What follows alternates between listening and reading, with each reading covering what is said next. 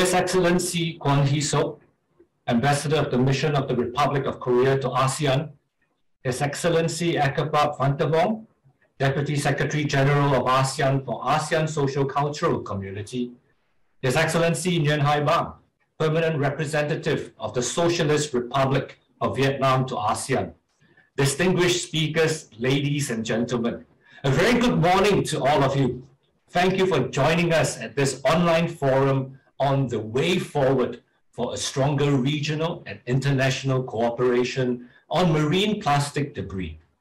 This event is hosted by the Mission of the Republic of Korea to ASEAN in collaboration with the Regional Knowledge Center for Marine Plastic Debris, the RKC-MPD of ERIA, the Economic Research Institute for ASEAN and East Asia. Your presence here with us this morning is an affirmation that this is indeed an important topic that is close to our hearts. My name is TJ, and I will be your moderator for this forum. Before we proceed further, allow me to share some housekeeping rules to ensure that we have a fruitful session.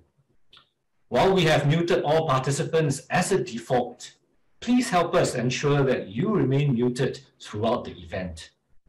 Now, there is a chat box where we invite you to type in the questions that you may have for our speakers through the course of the forum.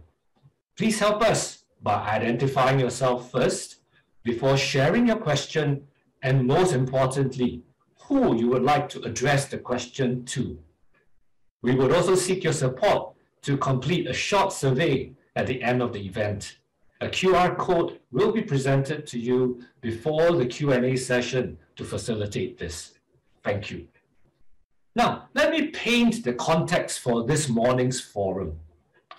The ASEAN region is regarded today as one of the biggest contributors to marine plastic pollution due to rapid economic growth coupled with the lack of solid waste management infrastructure. At the groundbreaking 5th session of the United Nations Environment Assembly, UNEA 5.2, held on March the 2nd this year in Nairobi, 175 nations endorsed a historic resolution proposing an internationally legally binding agreement to control plastic pollution by 2024. The resolution has its objectives to address the whole life cycle of plastic, from the production, design, to its disposal. In response to this urgent situation, many ASEAN countries have now adopted national action plans to tackle plastic waste, and ASEAN as a region has endorsed the Regional Action Plan for Combating Marine Debris in the ASEAN member states from 2021 to 2025. This was agreed in May of last year by the ASEAN Secretariat. Given the growing regional and international concerns, it is the desire of both the Mission of the Republic of Korea to ASEAN and the Regional Knowledge Center for Marine Plastic Debris of ERIA that today's forum will achieve the following objectives. Firstly, we hope to raise awareness of the current alarming situation. And then we want to take stock of the prevention and mitigation measures, the efforts that are currently undertaken by the different stakeholders. And finally, we hope to generate policy recommendations to advance the UNEA 5.2 resolution for a legally binding international treaty. To officially start this event, it is an honor and privilege that we have 3 distinguished ambassadors sharing their thoughts with us through their keynote speeches this morning. Let us first welcome His Excellency Kwan Hee-sok, Ambassador of the Mission of the Republic of Korea to ASEAN.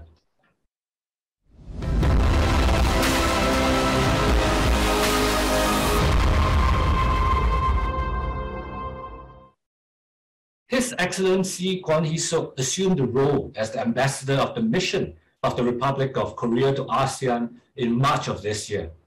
In his capacity, Ambassador Kwan is dedicated to further strengthening ASEAN and the Republic of Korea's relations and deepening the existing institutional ties encompassing political security, economic, and social-cultural cooperation as envisioned in the ASEAN Community Vision 2025. Prior to arriving in Jakarta, he was the Ambassador Extraordinary and Plenipotentiary to the Republic of Italy from 2019 to 2021. In Korea, he has served as the Secretary to the President for National Security Strategy, as well as the Director General for African and Middle Eastern Affairs at the Ministry of Foreign Affairs of the Republic of Korea. Previously, he has served as Director for Provincial Reconstruction Team in Afghanistan. He was a nuclear counselor at the Korean Mission to the UN in Vienna and First Secretary at the Korean Mission to the UN in New York. I would now like to invite His Excellency to give his keynote message. Sir, over to you, please. Thank you very much. We are very pleased to have this great opportunity to collaborate with the ERIA, the renowned think tank representing ASEAN, actually working in the same building. We are physically neighbors. And also, I am very happy to see my close colleague, friend, Ambassador Nguyen Hai Bang of Vietnam. We are meeting very frequently here in Jakarta after last April when coronavirus has started to recede. Also very happy to see my national Professor Jang Yong-chul, who is a renowned expert on this particular issue. So Professor Jang, very good to see you and hopefully to see you physically in Korea or in Jakarta in the near future. His Excellency Nguyen Hai Bang, Permanent Representative of the Socialist Republic of Vietnam to ASEAN. His Excellency Ekapap Phanthavong, Deputy Secretary General of the ASEAN Secretariat for ASEAN Social Cultural Community, colleagues and friends from many parts of the region. Good morning and warm welcome to you all. It's my great pleasure to host today's forum on marine plastic debris, one of the most imminent threats to our humanity and planet. Without significant action, there may be more plastic than fish in the ocean by weight by 2050, said a report published by MacArthur Foundation on the occasion of the World Economic Forum in 2016. At the time, many people doubted whether this gloomy and seemingly far-fetched projection would come into reality. However, a more recent report published by the United Nations Environment Programme in early 2021, entitled Making Peace with Nature, indicated with the scientific evidence that we are only getting closer to that gloomy future. The report said, I quote, "Marine plastic pollution has increased tenfold since 1980, constituting 60 to 80% of marine debris, and is found in all oceans, at all depths, and concentrates in the ocean currents. Without global intervention, the quantity of plastic in the ocean alone could increase to 100 to 250 million tons by 2025, end quote. With the COVID-19 pandemic tilting our lifestyle towards more consumption of single-use plastics, we might be rushing towards very dangerous future even more rapidly. There have been various efforts and cooperation to tackle the marine plastic debris issue in our region.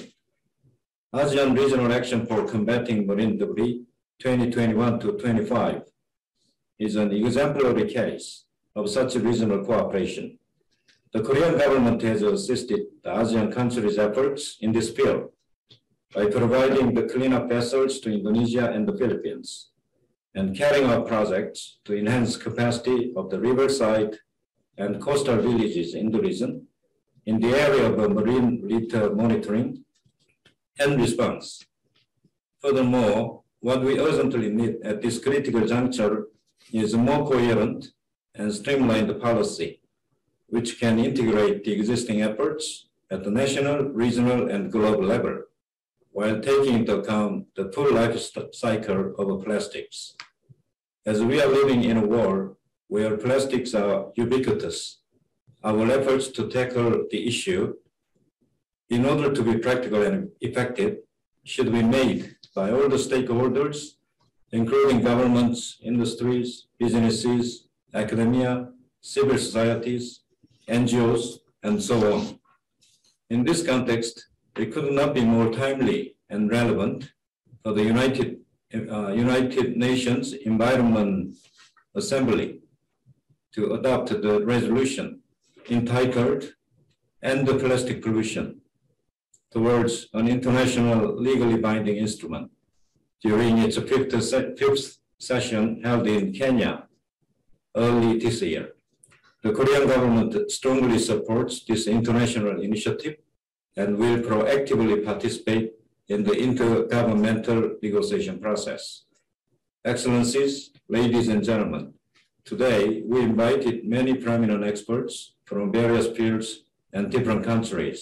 I sincerely hope that we can have productive and fruitful discussions and come up with many insightful policy recommendations.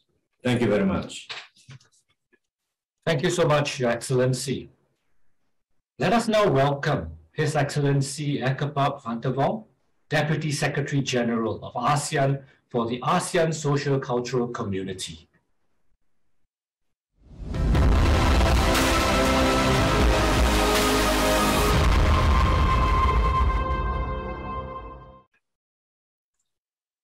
His Excellency Ekapap Fantavong is the DSG of ASEAN for Social Cultural Community, a role he was appointed to in 2021 and will undertake through to 2024. He supports the Secretary General of ASEAN in the implementation of the ASCC Blueprint 2025 and leads the department of the ASEAN Secretariat. He oversees the implementation of projects under the ASCC that focuses on forging a common identity and building a caring and sharing society. DSG Fantavong has served numerous appointments at the Lao PDR Ministry of Foreign Affairs. Before assuming his current role, he was the Ambassador Permanent Representative of Lao PDR to ASEAN from 2018 to 2021. Prior to that, he served as the Deputy Director General of the ASEAN Department at the Lao PDR, Ministry of Foreign Affairs. Ambassador Fantavong holds a Master's in International Relations from Flinders University, South Australia, and a Diploma in English Language from the Pedagogical University of Vientiane, Laos. Ambassador Fantavong conveys his regrets to us this morning because he's unable to join us, but he has prepared a video message for all of us. So let us just listen to what he has to share. Excellency Kwan Hee-seok, Ambassador of the Republic of Korea to ASEAN. Excellency Nguyen Hai Bang, Permanent Representative of the Socialist Republic of Vietnam to ASEAN. Distinguished panelists, participants, ladies and gentlemen, good morning. It is my pleasure to welcome all our distinguished participants to the online forum on the way forward for a stronger regional and international cooperation on the marine plastic debate. My appreciation goes to the Republic of Korea mission to ASEAN for the immense support and continuous cooperation in a very wide spectrum. My acknowledgement also goes to the regional knowledge center for marine plastic debate of the Economic Research Institute for the ASEAN and East Asia, or ERIA, for the excellent arrangements for this forum. ASEAN and the Republic of Korea has a long traditional and a close relationship in environmental cooperation. Amongst others, both sides have agreed in the ASEAN RKC Plan of Action 2021 to 2025 to further advance the cooperation to combat plastic pollution and reduce marine plastic debris. This event is yet another milestones of regional efforts and enhance the partnership to promote new initiatives and add values to existing mechanisms in our result towards combating the plastic debris. It is also timely and aligned with the global efforts, notably the 5th session of the United Nations Environment Assembly, UNEA 5.2, in March 2022, proposing an international legally binding agreement to address marine plastic debris by 2024. At the regional level, the forum will contribute to ASEAN's efforts to combat marine debris issues. It provides a platform to knowledge exchange, capacity building, and partnerships, which is in line with the priority areas identified in the ASEAN Regional Action Plan on the combating marine debris in ASEAN member states. The forum also offers an opportunity to formulate towards looking to insights and recommendations on related regional priorities, including green recovery efforts, blue economy, and the circular economy. The inputs from the forum will serve as a reference and feed into the implementation of the ASEAN Comprehensive Framework on the care economy, the ASEAN Comprehensive Recovery Framework, and also the ASEAN Leaders Declaration, and also ASEAN Leaders Declaration on the blue economy. Noting the nature of the marine plastic debris issue is emerging to transboundary issue. I believe that the forum will also contribute to the ASEAN community's post-2025 vision. Distinguished participants, ladies and gentlemen, the ASEAN Secretariat continues to work collaboratively with the ASEAN member states and partners to strengthen and accelerate actions and cooperation. It is time for us to join hands and work together to translate the policies and plans into the strategic and integrated actions to tackle these mounting challenges. With shared vision and joint efforts, I am confident that we can continue to work together towards cleaner and healthier oceans. I wish this forum a grand success. Thank you very much for your kind attention. We thank His Excellency Van der Wong for taking time to record the important message for us. I would now like to welcome His Excellency Nguyen Hai Bang, Permanent Representative of the Socialist Republic of Vietnam to ASEAN.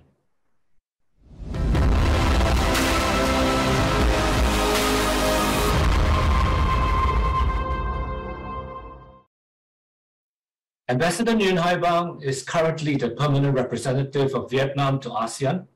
He currently also sits as the representative of Vietnam to the Governing Council of the ASEAN Institute for Peace and Reconciliation. Previously, he was Ambassador Extraordinary and Plenipotentiary of the Social Republic of Vietnam to the Kingdom of Thailand from 2017 to 2020. Prior to being appointed as Ambassador, Ambassador Nguyen was Director General of the Department of Africa and the Middle East from 2013 to 2017 at the Ministry of Foreign Affairs of Vietnam, where he also served as Deputy Director General prior to that. Ambassador Nguyen has also served in several appointments in different countries in Europe. He graduated from the Diplomatic Academy of Vietnam in 1985 and had his postgraduate studies in the former Soviet Union. He also holds a Master of Public Policy from the Kennedy School of Government from Harvard University. Aside from his mother tongue, he is also quite a linguist. He speaks English, Japanese, and Russian as well. So let us welcome His Excellency Ambassador Nguyen Hai Bang to give his keynote speech. Sir? Thank you. Thank you for the introduction. Your Excellency Nguyen Hy Sok, Ambassador of the Republic of Korea to ASEAN. Excellencies, dear colleagues and friends, first of all, I'd like to express great appreciation to the mission of the Republic of Korea and the Economic Research Institute for ASEAN and East Asia for co-organizing this meaningful forum. And thank you for inviting me to deliver the congratulatory remark. As the COVID-19 situation is easing and the summer is nearing, we are all looking forward to a trip to the sea, enjoying the beaches. Our trip would be more perfect if it is not to be marred by an inevitable sight of plastic water bottles and plastic bags in the sand or floating across the waves. Sadly, it will be the case wherever we go, be it Bali or Phuket, Langkawi or Phuket. It is so sad for all of us to realize that marine plastic debris has become so urgent a matter that we cannot look away globally and particularly in our region, Southeast Asia. It threatens the health of our ocean biodiversity, industries, and communities, as strongly emphasized in the Regional Action Plan for Combating Marine Debris 2021-2025, launched by ASEAN in late 2020. The ROK has long been an avid supporter of ASEAN in tackling environmental challenges. Cooperation in environment and sustainable marine economic development, supporting ASEAN's efforts to combat plastic pollution and reduce marine plastic debris, constitute a high priority in the ASEAN ROK Plan of Action 2021-2025. Our forum today is another endeavor initiated by the mission of ROK to assist ASEAN in tackling this challenge. And as the country coordinator for ASEAN ROK Partnership, Vietnam warmly welcomes the initiative of the ROK to organize this forum.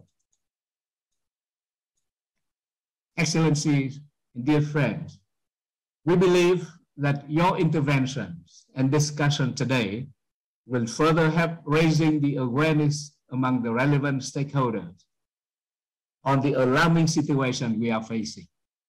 And we can look into concrete ways and means, our possible concerted efforts to address it. With that in mind, I wish our forum a remarkable success with substantive and realistic recommendations that can be distilled into our policy. Thank you for listening. Thank you so much, Your Excellency. Ladies and gentlemen, the forum this morning comprises two sessions. In the first session, our distinguished speakers will help us take stock of the regional efforts currently undertaken to address marine plastic debris concerns. And the second session will then explore ways to strengthen regional and international cooperation. So to kick us off the first session, let us welcome Professor Suchana Apple-Chavanich.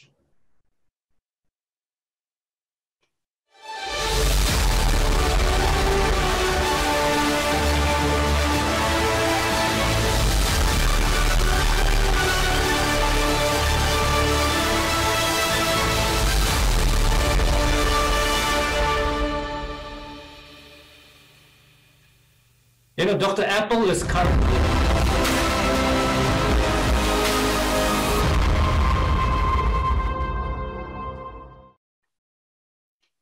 Let me rewind and start again. Dr. Apple is currently a professor at the Department of Marine Science, Faculty of Science at the Chulalongkorn University in Thailand. She has a broad base of ecological research interests that involve the study of nearshore species from tropical to polar regions. In addition, her research focuses on conservation and restoration of marine ecosystems and impact of climate change and marine debris on marine ecosystems. Currently, she has the projects related to marine biodiversity and polar research under the Royal Initiative of Her Royal Highness Princess Mahachakri Sirindon. She is considered to be Thailand's first female scientist to go diving in the Antarctica and the Arctic. Her research work on Arctic Antarctica and coral reefs has inspired Thai and young people on the value of marine ecosystems. Because of her work, Dr. Apple has received several awards and recognitions both nationally and internationally. Let me just quickly name a few. She was given the Explorer Award by the National Geographic magazine Thailand, and was also named as one of the 17 Asia Power Women of Inspiration selected by her World magazine. Currently, Dr. Apple is also the Sustainable Ocean Ambassador appointed by the UN AFMA FAO Annex. She received a doctorate in zoology at the University of New Hampshire, USA. So this morning, Professor Apple will be sharing more on the impact of plastics on marine ecosystems. Dr. Apple, the floor is yours. Well, thank you very much for the introductions. You can hear me well, right? Okay. You can hear me, right? Yes, we can, Dr. Apple. Okay, good. Thank you very much. First of all, I would like to say that I'm honored and privileged to be here with you all today. So today, I would like to share with you on the impact of the plastic on the marine ecosystem. So next slide, please. Well, but first, do you know what era you are at now? We are actually not in a technology age, but we are now at a plastic age. Why? Because plastics are around us now. This means that plastics are very, very useful. But do you know that each minute we use the plastic bottle, at least 1 million bottles around the world. And each minute we use the plastic bag, at least 2 million bags around the world. And each day we use the 7,000 million straws around the world. Is this a lot? But because of the human that didn't do a good job in the management of the plastic waste, and that made the plastic become a bad boy. So next slide, please. Well, unfortunately, Thailand and some Southeast Asian countries, we are now put into what we call the plastic gang. Put us in the top 10 list of the country that have a high amount of the marine plastic waste ending up into the ocean because of the mismanagement, which is not good. And not just only that, Thailand and other Southeast Asian countries also have a problem with importing of the plastic waste into their country. More than 27% of the plastic waste globally were imported into the Southeast Asian country. Next slide, please. Once the plastic gets into the oceans, it can kill the animal. More than 1 million of marine animals are killed each year because of the plastic waste in the oceans. And this picture actually, I took it in one of my study sites in Thailand. Next slide, please. And well, this is also another example. It's happened to the southern part of Thailand about 3 years ago. This whale was stranded on the beach, and when we dissect his stomach, we found a total of 85 plastic bags, big one, in a total of 8 kilos in his stomach. Next slide, please. And if those debris end up into the ocean, end up into the coral reef area, we will see this kind of situation, covering the coral and eventually make the coral die. Next slide, please. And because of the COVID, each country had tried very, very hard. Actually, before the COVID, each country have tried very, very hard to reduce the plastic waste. But COVID had reset the clock of the plastic because we have to work from home, right? And that make everything change and get worse. Next slide, please. Take a look at this one. Just only one meal that I order food at home for 4 persons. Or it's just plastic container. Next slide, please. And this data from Thailand, after we had a third wave of the COVID, we have 15% more of the plastic waste, 6,300 tons of the garbage created daily, and including 2 million face masks. And this actually increased because of 200% growth of the food delivery business. And actually, each food order produced at least 7 items of the plastic waste. So it is a lot. Next slide, please. Well, so what kind of impact that we can have from those plastic waste ending up into the ocean, end up into the sea? So actually it can divide into 2 kinds of effects. One is the physical effects and the other one is the biological effects. The example of physical effects such as entanglement that I just showed you earlier with the sea turtle, it could have a damage to the feeding activities or affect the mobilities. But for the biological effects, such as impair the health, delay the reproductions of the animals, and sometimes it can lead to the fatalities. Next slide, please. So what happened right now? So when the marine plastic pollution, actually what we found is not really contaminated in the ocean, but we also found that it's also contaminated in the environment in a form of the microplastic. So it's not just a big plastic now. We also can find it in a small plastic, which we call microplastic. And that microplastic can have effects to us, a human, because right now we can get the plastic that we throw away from the food, from the seafood that we eat, from the water that we drink, and from the air that we breathe.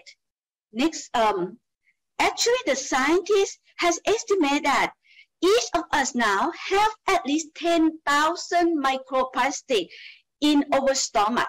But we're not sure now what kind of impact of microplastic that we can have to the our health. Next slide, please.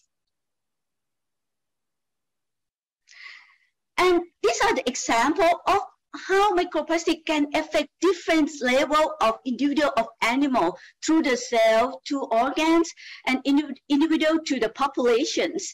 It can also affect the enzymes activities and immunities of the animals, can affect the fecundities and behavior of animals, and eventually animal can die from the consumptions and ingestion of the plastic or microplastic.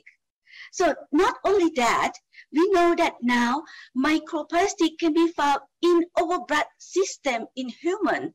So now it's very get close to human, to us. Next slide, please. So last but not least, I would like to say that we now not only in a changing world, but we also in a very complex changing world.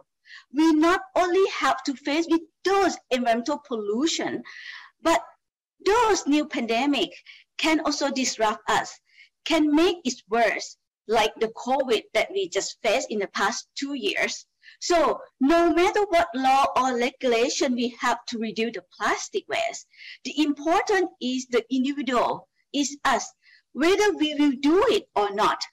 So it is time now to change our behavior, to change our mindset, to worry and to care about the environment as equal as care about ourselves. And definitely, all stakeholders have to work together. All the country have to work together. Because of there is no boundary for the plastic waste. And we will make sure that we will leave a better planet for our future generation. Thank you very much. Thank you very much, Dr. Apple, for really painting to us the big picture and also for sharing with us some sobering statistics and also the cascading effects of marine plastic debris that will affect us as human beings as well. Indeed, like you said, in caring for the environment, we inevitably and ultimately care for ourselves as well. So thank you so much for sharing with us. I would now like to introduce our next speaker, Dr. Wong Sok.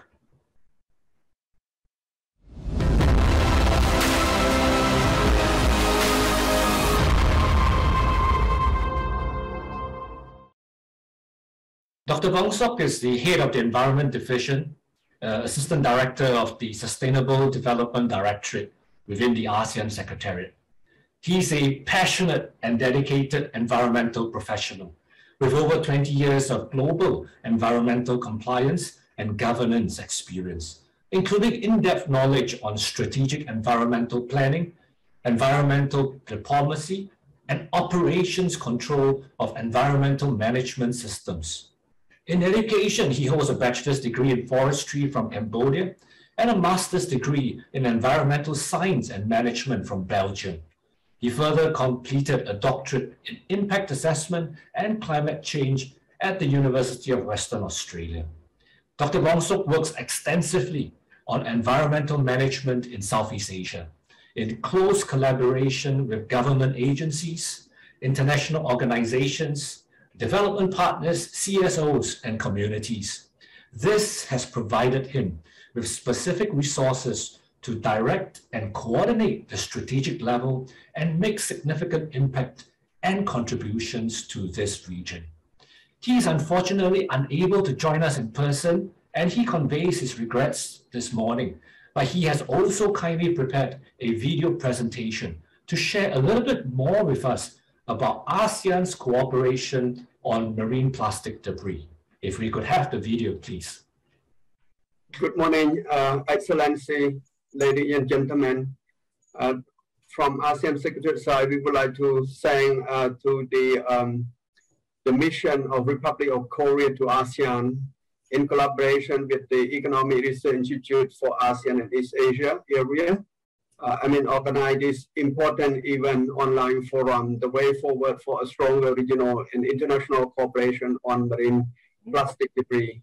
ASEAN Secretariat have a great opportunity to present to you all today about ASEAN regional cooperation in addressing marine plastic debris. So with that, I have some slides to share with you all. Next, please. Well, as you may know, Southeast Asia is quite, a long sort of coastal line and also with significant of biodiversity and resources that is come to a production of the fishery is significant. I think as you can see the figure, it's about some million ton of the fishery production. Next, please. ASEAN cooperation environment have been a long-standing cooperation with ASEAN member state and partner, but specifically with ASEAN Socio-Cultural Community Blueprint 2025 that really stressed the most important priority for the strategic priority of ASEAN. So in that, it's specific key result area. It's really under the AACC Blueprint 2025. It's on the sustainable and inclusive, and specifically they have 4 key area. The conservation, sustainable management of biodiversity, environmental sustainable cities, sustainable climate, and sustainable consumption production. Next, please. So with that, the AACC blueprint itself with the sustainability matter, we have really addressed this in the ASEAN strategy on the cooperation environment. And with that, we have clear 7 strategic priority and also the, which is really in line with the global priority, as you may see from the right-hand side, the SDG, CPD, and IG target, and so on, or PLX convention. Next, please. In order to make it work, we have an institutional framework for ASEAN Environment Cooperation. As you may have noted, it's from other similar kind of structure with other ASEAN arrangement. We have minister level, senior official level, and then the working group level, which consists the 7 working group correspond to the 7 priority area. Next, please. So marine and coastal and marine environment itself, it's cross-cutting issue as well. From the key coastal marine environment priority, as you can see from the last column, it's really provide the key area that we very want to focus. But also other area of environmental sector, we have a sustainable city, which is try to do on the sustainable urban planning, development, and climate resilience as well. And the chemical waste, which is very certain aspect, it really interact directly with the marine and coastal environment. Next, please. So some of you may have learned about this progress of ASEAN Environment Cooperation, particularly in addressing marine debris. We, ASEAN, under the special ministerial meeting on marine debris and the regional action on combating marine debris, and also with the support with partner, we have the EU support to ASEAN on circular economy, under ERIA, and also we have a program of reuse, recycle to protect marine environment and coral reef. That is supported by the Germany and implemented by GIZ, ASEAN-Norway cooperation project on local capacity building, reducing plastic pollution in ASEAN region, ASEANO, and then ASEAN +3 cooperation on addressing marine debris. Next, please. So this the thing on the special ASEAN ministerial meeting on marine debris, some MD that happened on the 5th of March 2019 in Bangkok, Thailand. So with that, I think the minister come up with the important key document to guide ASEAN, which is about the Bangkok Declaration on combating marine debris in ASEAN region and ASEAN framework of action on marine debris. Next, please. So with that, in order to implement specific activity, ASEAN Regional Action Plan for combating marine debris was developed and also official launch on the 28th May 2021, consists of 14 action in line with the 4 components, as you can see below, of ASEAN framework of action. The step forward in order to implement that, we have 3 important steps. First one, we have a planning phase, which is enabling condition, including the setup of institutional resource mobilization, communication, coordination strategy, and baseline development in order to translate this regional action plan into the practical sort of operational process. And then we have implementation phase, which is importantly establishment task force, advisory group, and monitoring unit, as well as the in collaboration with the other coordinated body. And we have also monitoring, reporting, evaluation phase, which is it's sort of follow-up activity to make sure we are really achieve our target. Next, please. Here, the ASEAN Regional Action Plan for combating marine debris, that is for 2021 to 2025. And in particular, with that, I mean, it's clearly spell out the way how ASEAN try to do. And first one, try to reduce the input into the system, which is to the river, to the sea, and so on. And then second thing, to enhance the collection and minimize leakages, because the situation leakage also significant, and create value for waste to be reused as a part of circularity of the plastic. Next, please. Here is the detail of the proposed action in of the regional action plan. That's clearly spell out how we're going to reduce input into the system, how we can enhance the collection and minimize leakages and create value for the waste reuse. Next, please. As you may have learned recently under the Brunei chairmanship 2021, I think ASEAN leader develop ASEAN leader declaration on blue economy. This is the key area that elaborate in that ASEAN leader declaration, that the leader agree to explore the cooperation of blue economy, which is focused also marine environment protection, illegal, unreported, and unregulated fishing, marine coastal ecosystem protection, sustainable aquaculture and fishing practices, sustainable production, consumption, and so on and so forth. So really in line and really re-emphasize the priority and importance of marine and coastal environment. Next, please. So the way forward, I think this the key message I would like to share with you as three important piece of the work that we need to look together and work together. One is about seamless collaboration among partner and stakeholder, because this is the way we try to do address marine plastic debris. It's come from multiple sources and also impact multiple sort of receptor that involve multiple sector and player. So we need to have proper coordination and collaboration with all key players in order to address from upstream to downstream process. Second thing, you may learn also from the recent global framework unified resolution, that is, and also the BLS and the Basel Convention.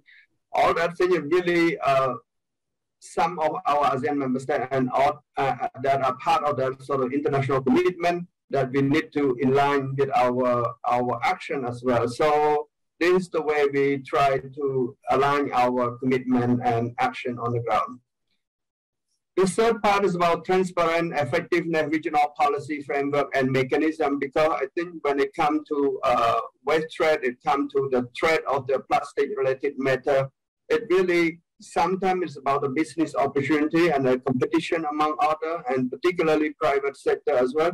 So with that, I think we can see the transparency, effectiveness, and of the regional policy framework and mechanism as it's necessary in order to facilitate a cross-border and also transboundary sort of management of that issue.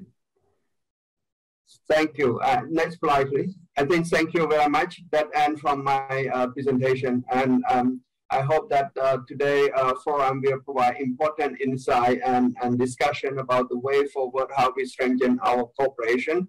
And ASEAN Secretariat stand ready to working with you all. And if any matter, please reach out to us, and then we can discuss more detail how we can work together in the meaning of multi-stakeholder engagement process of ASEAN strategy.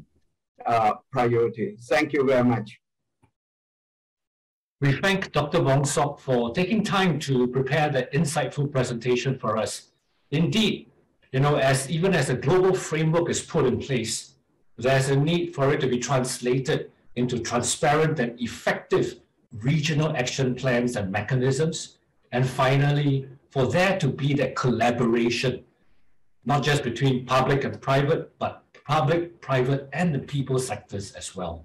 So thank you, Dr. Wong Sok. I'm pleased to now welcome our third speaker for the first session, Mr. Park Joo-yong from the Korea Marine Environment Management Corporation.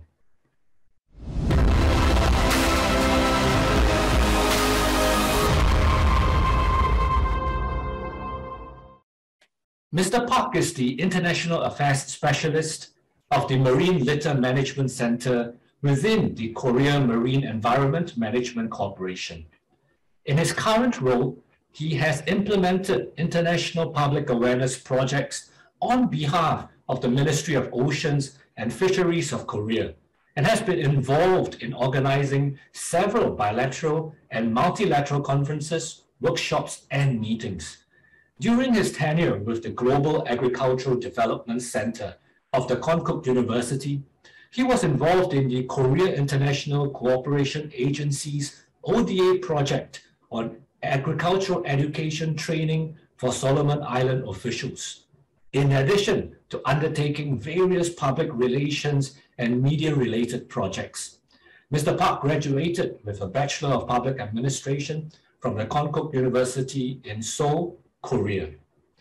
I will now hand over the floor to Mr. Park, who will be sharing with us on the collaborative efforts towards zero marine debris in the ASEAN region.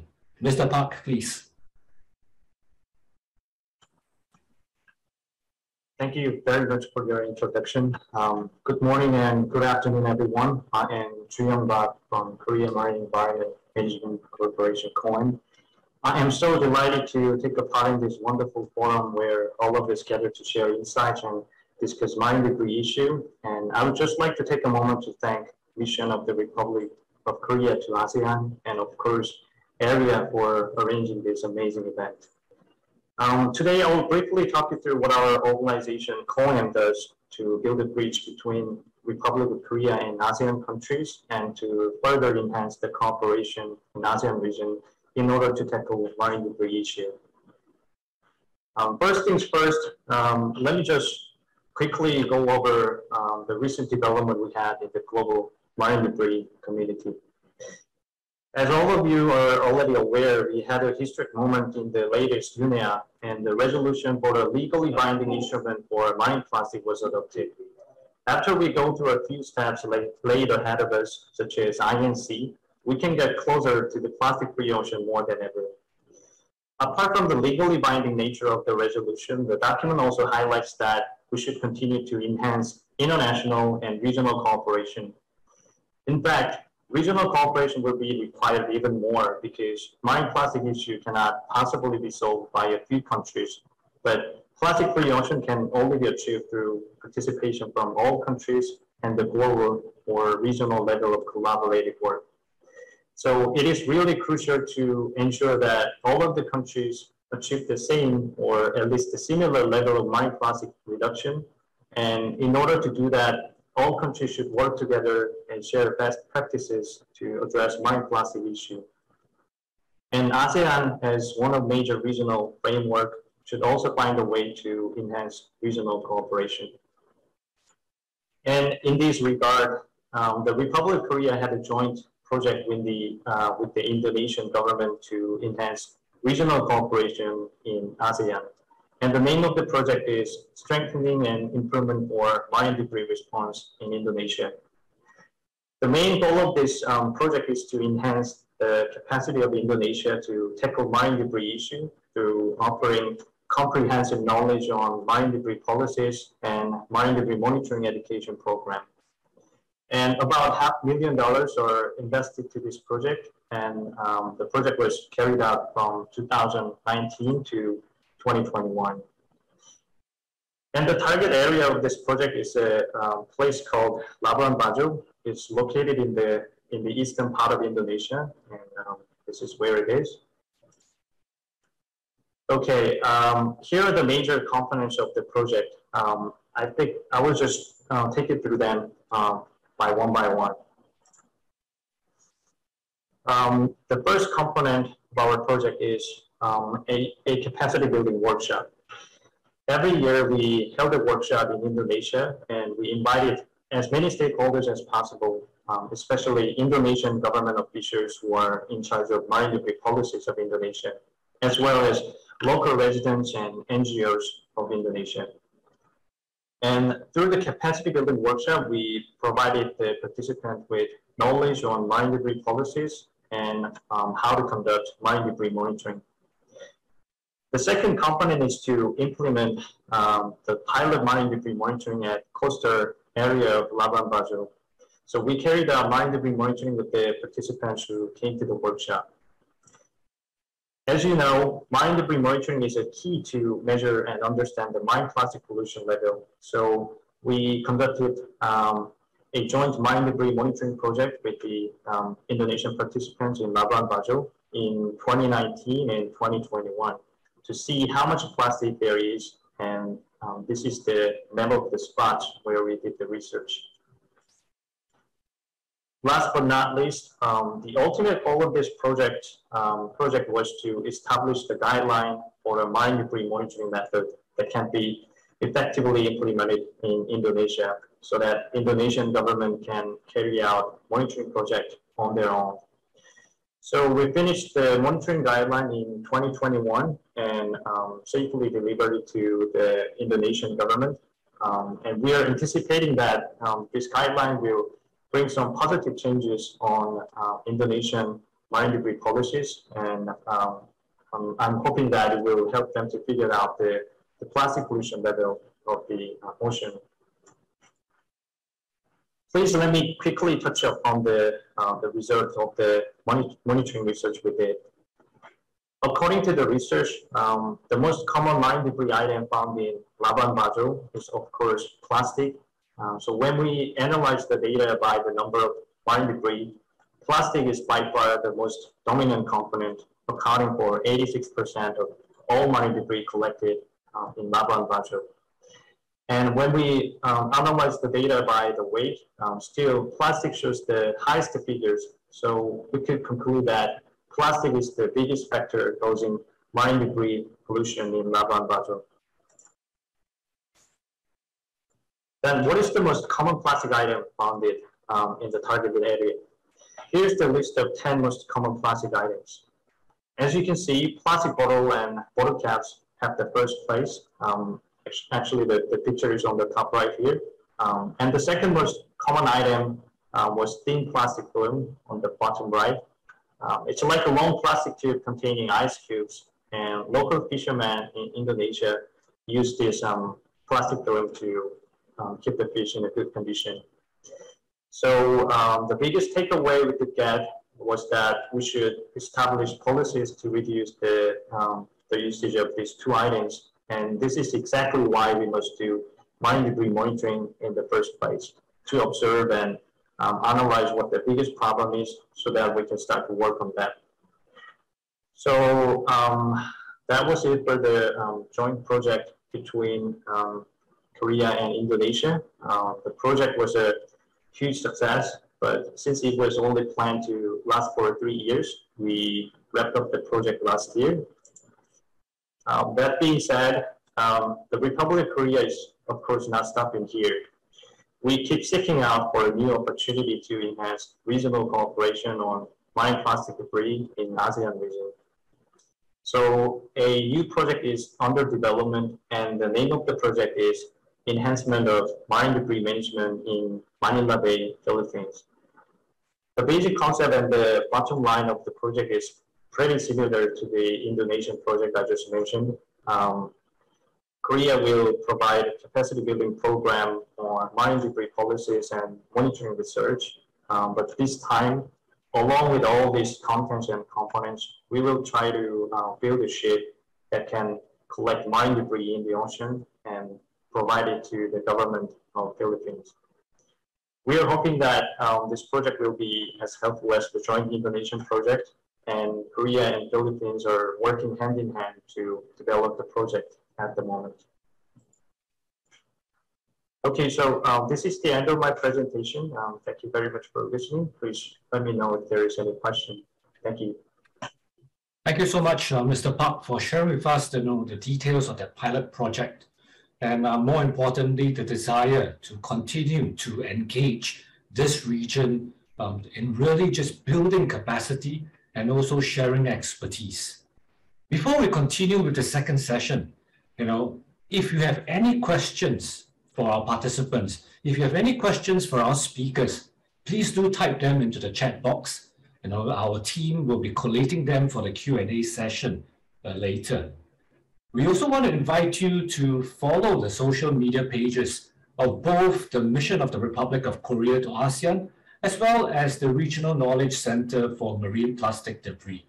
I know some has already been shared. We will be sharing more of this in the chat box as well.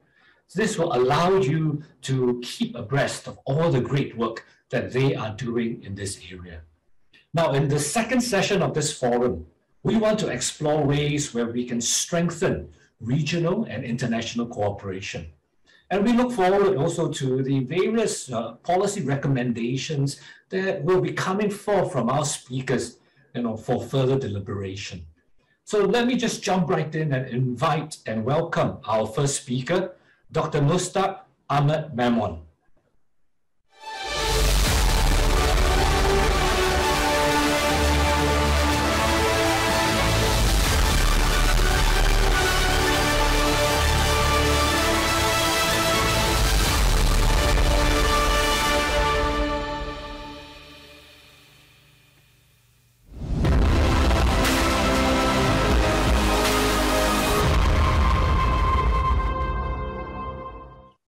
Dr. Mushtaq Ahmed Memon is the Regional Coordinator for Chemicals and Pollution Action Sub-Program with the United Nations Environment Program, the Regional Office for Asia and the Pacific. He's working with UNEP for more than 17 years, and including 11 years at the UNEP IETC for water and sanitation and waste management. He has worked as Director for Rural Water Supply and Sanitation in Pakistan for 4 years and served as a port engineer for about 6 years. At the ROAP, he served as the Sub-Program Coordinator for Resource Efficiency. And he led the UNEP's COVID-19 response on medical and humanitarian phase, focusing on COVID-19 waste management. Dr. Mushtaq served also as a project manager for the regional policy advocacy component of the EU-funded Switch Asia program to promote sustainable consumption and production, as well as uptake of SDG number 12 in Asia. He has further implemented the Goal4 SDGs in the region and led the Low Carbon Lifestyle Challenge startups. He has a doctorate in environmental and resource economics from Hiroshima University in Japan, a master's from the University of Bradford in the UK, a postgraduate diploma in transport, and an undergrad in civil engineering from Pakistan. He has also published various papers in international journals and has delivered various training programs. This morning, Dr. Mushtaq will be sharing with us on the UNEA resolution to end plastic pollution, including in marine environment. Dr. Mushtaq, the floor is yours. Thank you very much. And, good morning, Excellencies and delegates. So let me share my screen, please. Dr. Mushtaq, the presentation slides will be put up for you. Oh, so it's from your side? Yes, sir. Okay, I stop share here. Okay, thank you. So as we are now, I call it a new era of plastic pollution management, including in the marine environment, as we have seen this whole big UNEA resolution. So now my main focus will be how Asean can really work together for this new resolution to come up with a new global instrument to manage plastic pollution, including in the marine environment. Next slide, please.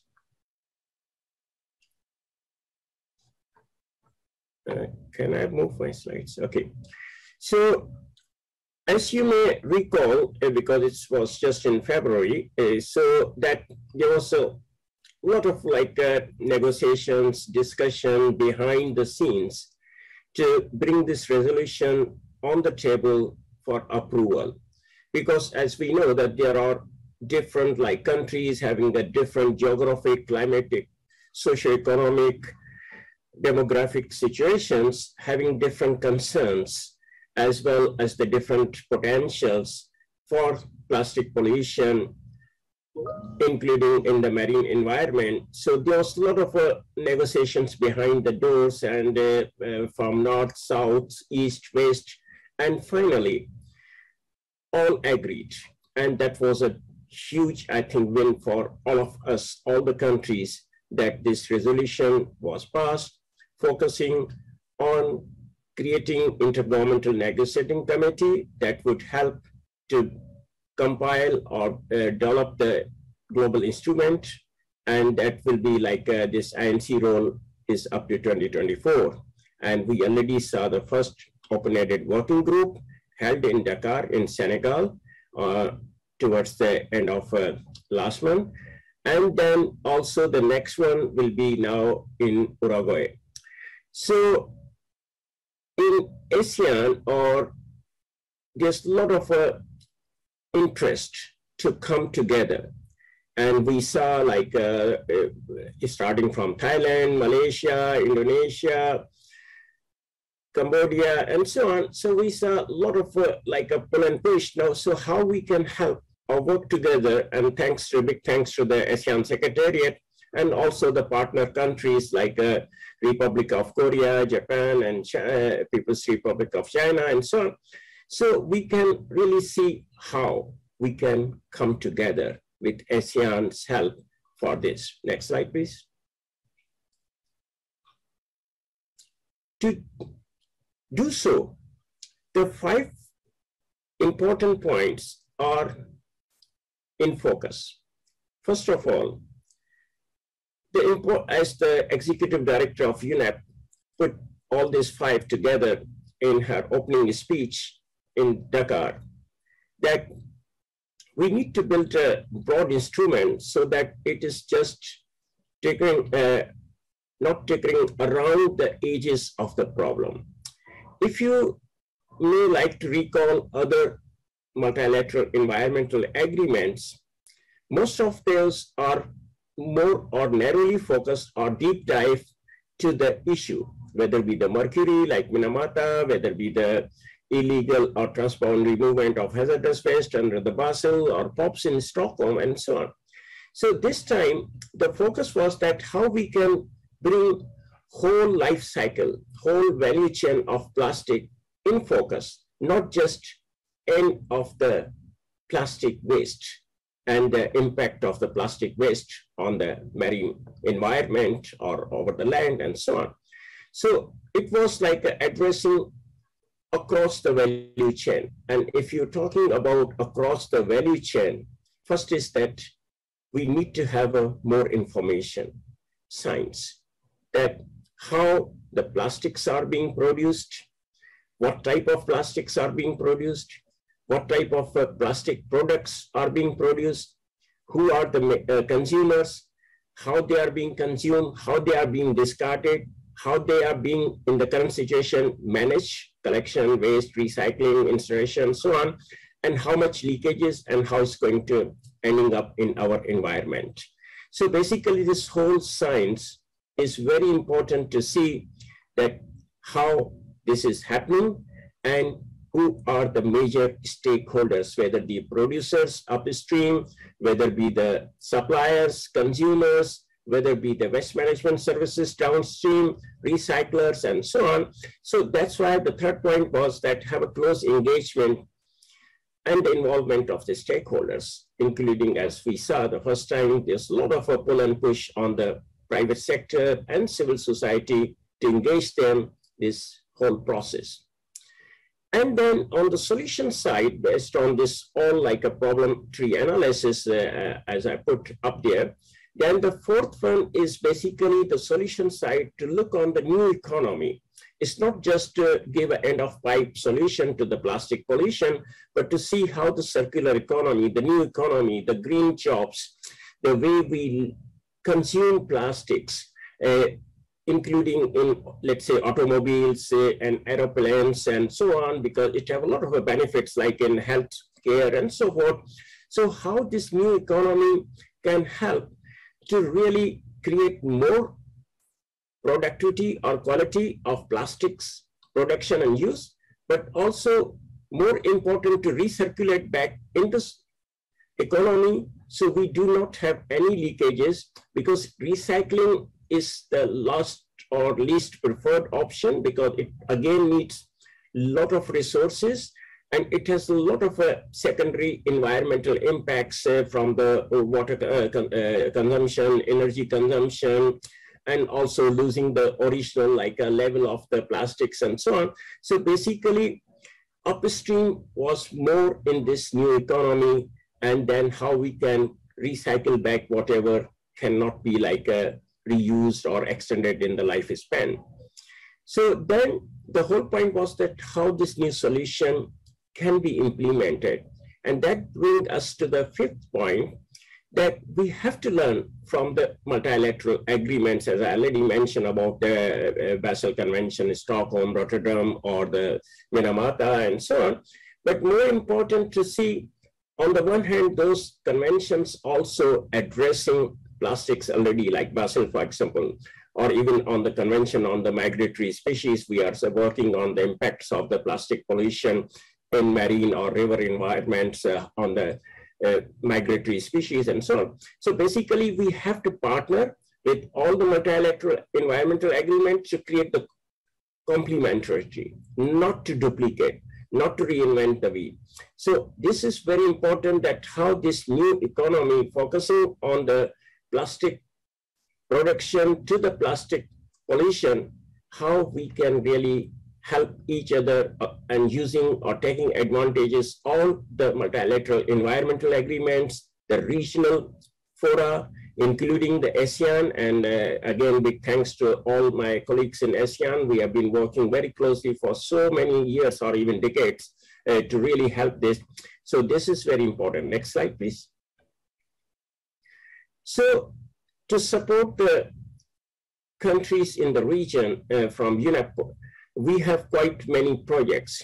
And again, big thanks to the donors and partners like Japan's funded projects on the plastic-free rivers in Mekong, for example. It's an enormous amount of science generated, the stakeholder engagement and so on. And now in the new phase, we are doing the riverine communities resilience on the plastic and climate on the Mekong.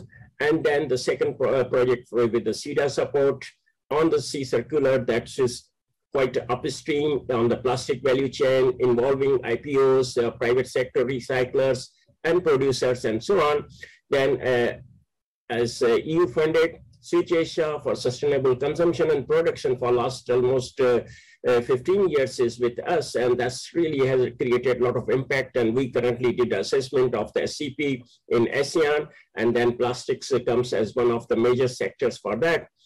Then recently the Germany funded Go for SDGs, where we supported even the consultations for Stockholm plus 50. And like again, Japan funded through the One Planet or 10YFP, the startups. Again, if you look on the youth, because youth is the key for the plastics value chain, how really we make a big dent. Because youth on the consumption side, as you may know, and more important is also youth on the innovation side, on the startup sides, on the creating the shared economy for plastics value chain and so on. So this is very important. Then also with the IKI project in Philippines on the plastics and tourism. And then also we are trying to now push a little bit of our knowledge and getting the support from the countries in ASEAN to help also Pacific. And finally, as COVID-19 and the plastic plight was really, really high, as we saw in all ASEAN countries. So how to create the resilience that if this situation comes again, how we are resilient not to create the plastic plight. Next slide, please. So there are a lot of key knowledge products out of these projects available online, and if you are interested, I can share you. Because of interest of time, I will not go in all those, but as I mentioned, they like really address everything, like a plastic in the rivers, including even in their impacts on the migratory species, for example, including even the new protocols for monitoring in Mekong River, and so on. Next slide. And as I mentioned that we work across the stakeholders and across the value chain and across the different ways, like awareness raising, information tools and education tools, for example, regulations and policies sharing the best practices, technology transfer support to create the platforms for that, for example, business models, sustainable or green financing, including environmental, social governance, investments, and so on. So this is very important, that how you bring this three-dimensional support on the table. Next slide, please. And finally, as one of the key outcomes for Southeast Asia's plastic management project, which we are working with the support from Sweden, is really a great way to look how the private sector can be involved in this journey, because at the end of the day, it's about the profit making for the private sector. And if you turn the profit making by reducing the plastic pollution, they are already on board. Next slide. So I would like to again thank everyone, including the host like Korea, ERIA, Asean, all the countries, excellencies, and we are available at your service anytime. Thank you very much. Thank you so much, Dr. Mushtaq. Indeed, there is a recurring theme that is coming from the various speakers, and that is the need for multi-stakeholder engagement. And I think this is very important, even as we continue to address this issue. And for our next presentation, we have two speakers sharing with us, Dr. Yulu Liu and Ms. Lim Ching Ling. Let us welcome them.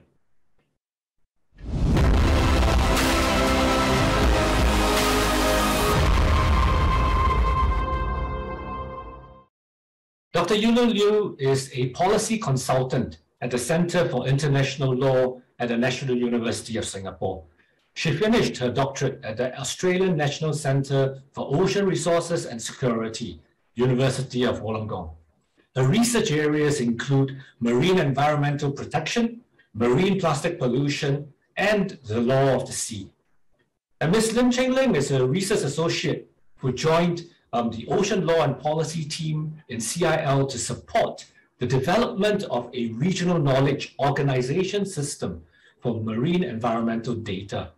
Our focus areas are marine environmental databases and portals, marine aquaculture, pollution from marine plastics, as well as the development of regional research networks. Dr. Liu and Ms. Lim will be looking into the policies on single-use plastics restrictions in the ASEAN region and their effectiveness. Dr. Liu and Ms. Lim, please.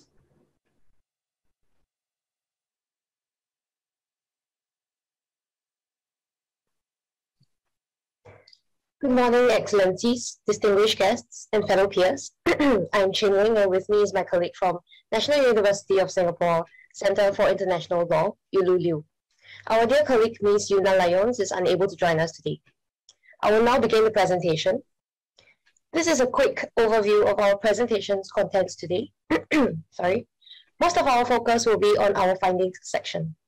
But before we jump into the topic, I would like to clarify that for the purpose of our discussion, we have defined single-use plastics to include food packaging, plastic bottles, bags, microbeads found in cosmetic products, and other one-time usage plastic items. We begin with our data source, which is the Regional Research Inventory 2.0. This inventory houses marine plastic research on the ASEAN +3 that have been published between 2001 and mid-2021.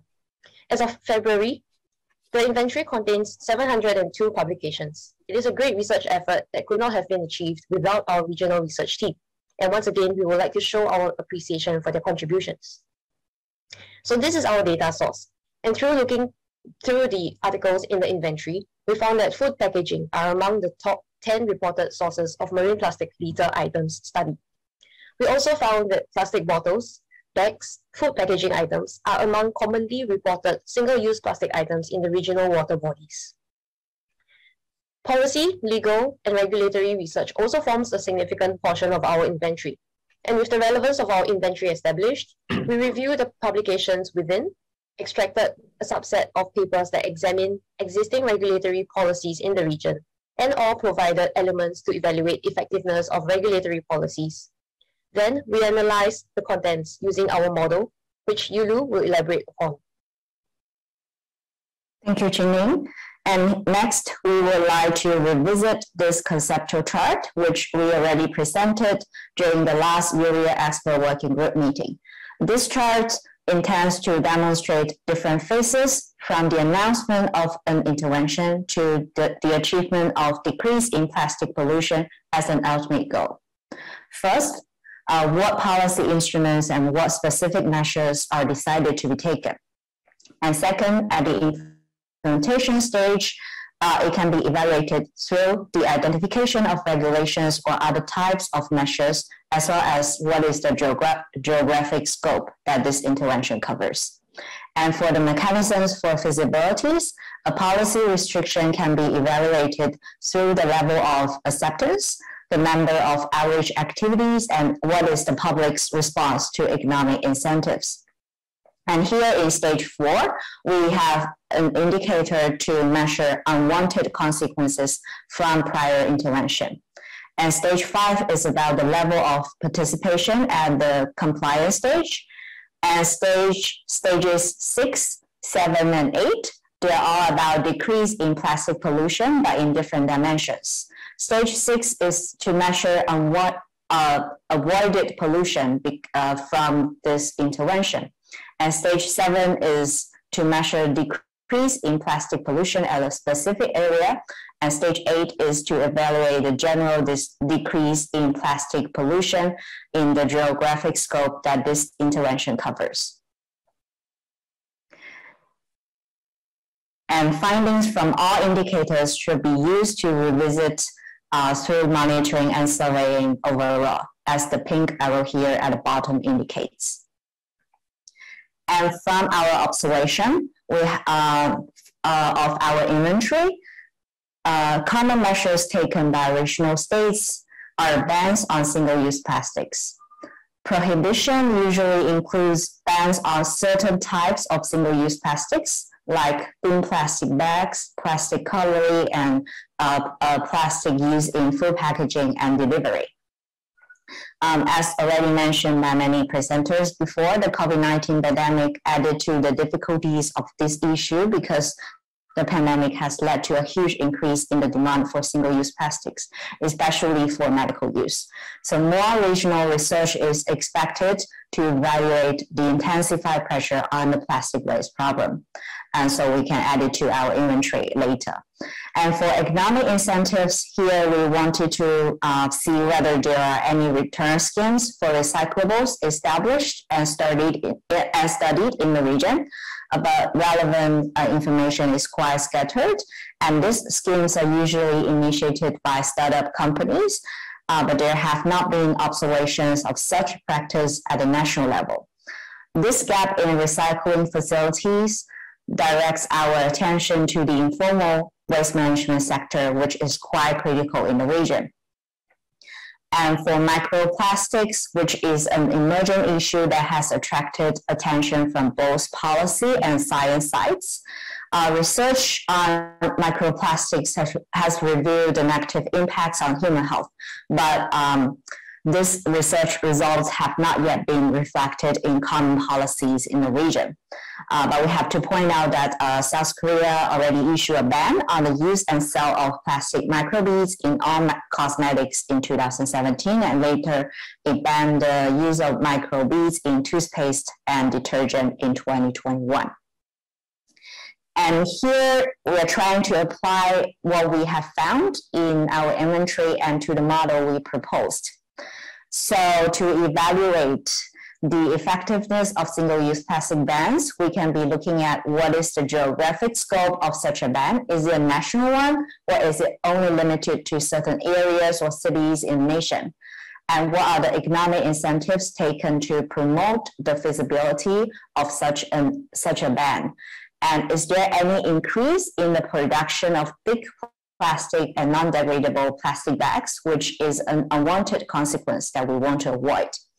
And very straightforwardly, how many cities what is the number of participants that have participated in outreach activities to enhance and promote the level of participation? And what are the numbers of plastic bags that are avoided, so they're not distributed to consumers because of such a ban? And overall, the general findings of single-use plastic policies in the ASEAN +3 regions are that the regulations do not focus on all types of single-use plastics. Instead, they focus on specific applications like thin plastic bags, bottles, and they're often limited to certain geographic areas. And the mechanisms for compliance, monitoring, and enforcement could be enhanced. And usually consumers are the primary focus of these regulations. But here we suggest that regulations can be designed to target other sectors of activities like manufacturing, agriculture, tourism, and construction. And there was a lack of information on return schemes and other economic incentives. And funding appears lacking for research on new interventions and the evaluation of effectiveness. And lastly, here we will briefly talk about the ongoing discussion and the coming negotiation of the Global Plastic Treaty.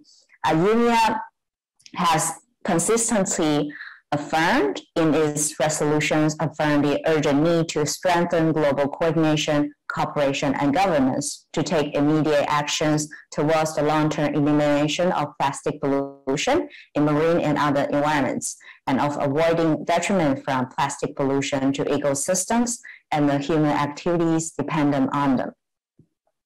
And of course, in UNIA 5.2, a resolution was adopted with a very ambitious goal to complete the work of the Intergovernmental Negotiating Committee by the end of 2024. And here we think that the negotiation of the new treaty is expected to include regulations, definitions, and guidance on upstream processes, which are of huge relevance to the regional context. And regional best practices in single-use plastic interventions could also contribute to the discussions at the international level. An ASEAN +3 region as a global hotspot of plastic pollution, countries' perspectives and national interests raised during the negotiation are going to be very critical during the negotiation process of the global treaty. And this is the end of our presentation. We really look forward to your comments and questions. Thank you. Thank you very much, Dr. Liu and Ms. Lim, especially for your findings as well as the different recommendations that you have suggested in that particular slide. Ladies and gentlemen, do not forget to type in the questions that you may have for our speakers in the chat box. It has been a very insightful session we've had so far this morning. And the Q&A session will be a very good opportunity for you to, glean even more insights from our speakers. So we do not want you to miss the opportunity to engage with our speakers through your questions. To move on, let me now welcome our next speaker, Mr. Edwin Seah.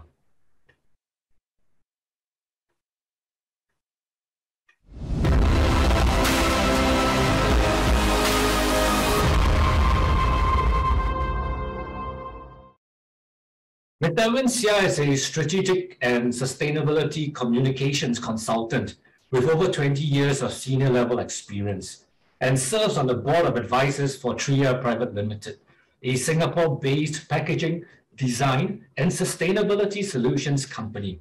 His experiences span across regional public policy, sustainability, and strategic communications for government, industry, and non-profits. He co-authored the Sustainable Packaging Roadmap 2020 to 2024 for members of an industry association and helped to push out an industry-led and region-first model, process, and material standard for the use of rPET in food-grade packaging. He was instrumental in helping to establish the Circular Materials Lab, a packaging innovation platform to accelerate the discovery and adoption of next-generation food-grade packaging, and led a partnership with the UNEP to undertake a regional study on tackling plastic waste in Southeast Asia. Edwin will be sharing with us this morning about the application of Extended Producer Responsibility System, or the EPR, in ASEAN. Edwin, the floor is yours.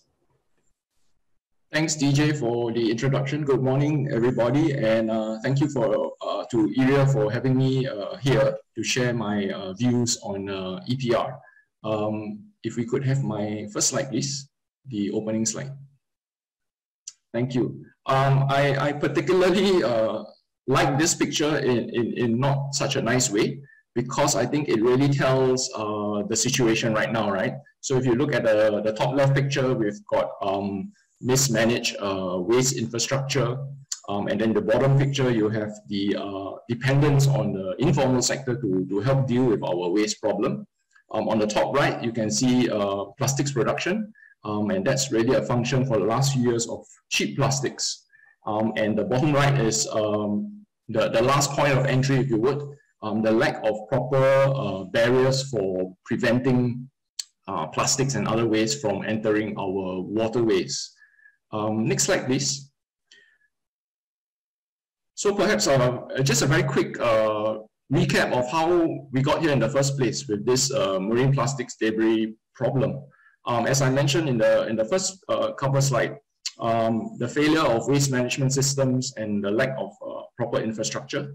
And of course, I know the second point, plastic waste imports, many countries in the region have stopped that for quite a few years, but we've already had a pile-up, if you would, of many years of importing waste and not processing them properly.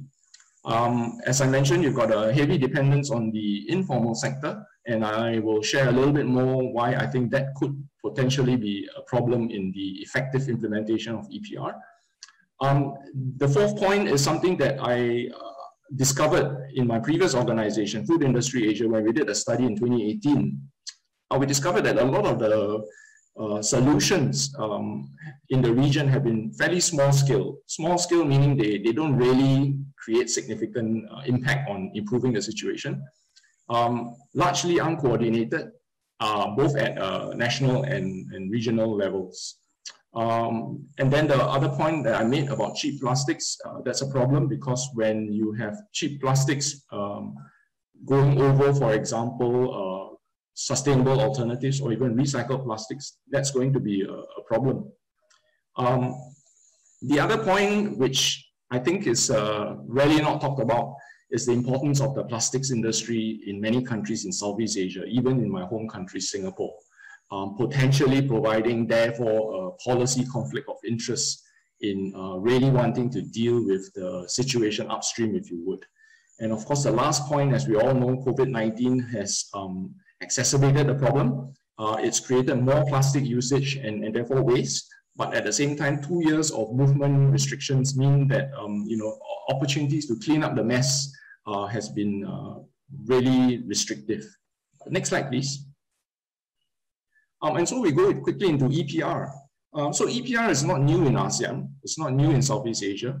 In fact, if you look back, some countries have EPR in their policy, in their national regulation, as early as 2008. And several countries have EPR legislated in policy. So the question remains then, with EPR being in legislation in many ASEAN member states for years, how come you don't see it implemented in the way that it should?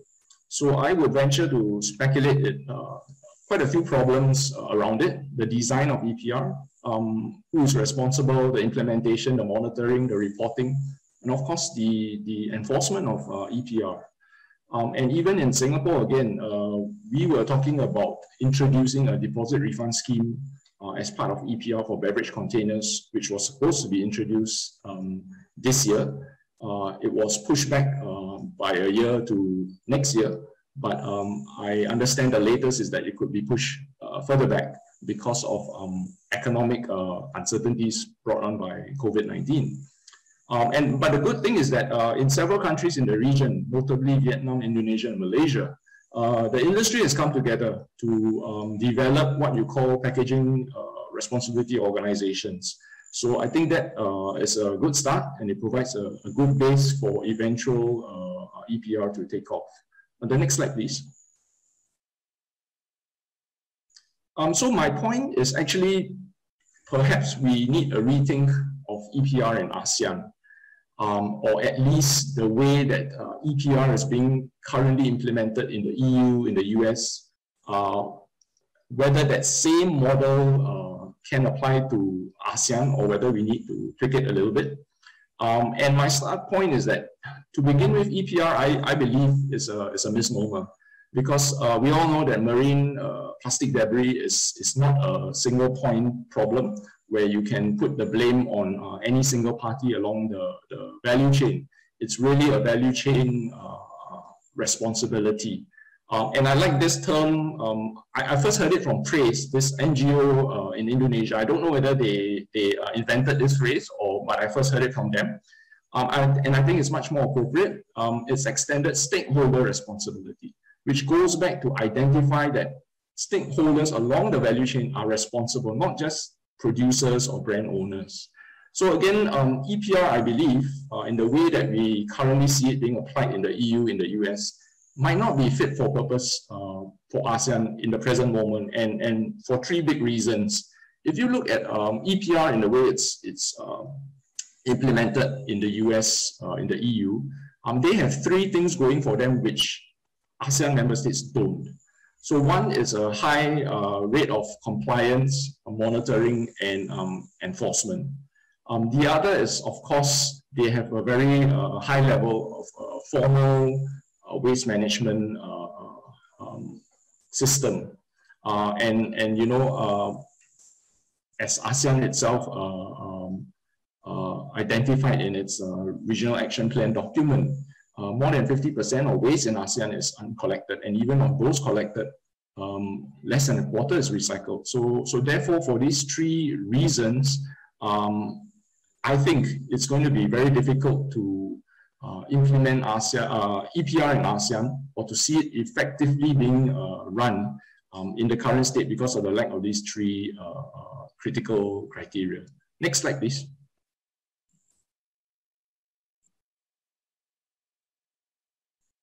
So I feel, again, very strongly there's a big role for government to play in terms of EPR, but also in terms of managing marine plastic debris.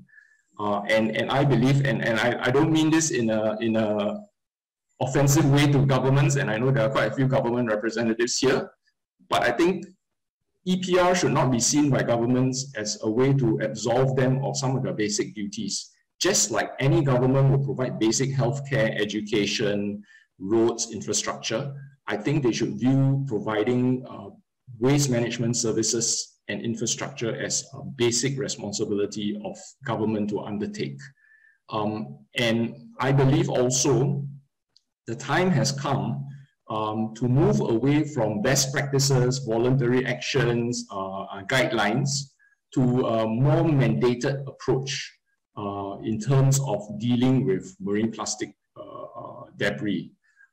So the third point, and this is something that Singapore has introduced, I think a couple of years already, is a mandatory packaging reporting requirement for all companies who are using plastics and any sort of packaging material to report your usage, to report how are you disposing of that or recycling that. So I think that forms a very important mandate that all ASEAN member states should adopt. And to my next point, the fourth point is, again, you know, we really should look beyond voluntary measures, because I started working on this issue 2018, and granted we had 2 years of disruption for COVID, but now we're in 2022, about 4+ years. I don't really see the situation of marine plastic debris improving in the region, because I feel that there's a lack of mandates and stronger regulations. And so again, the last point about government, I feel is, you know, they really need to come in to stem the flow of plastics upstream. Of course, downstream, they need to clear up what's already there.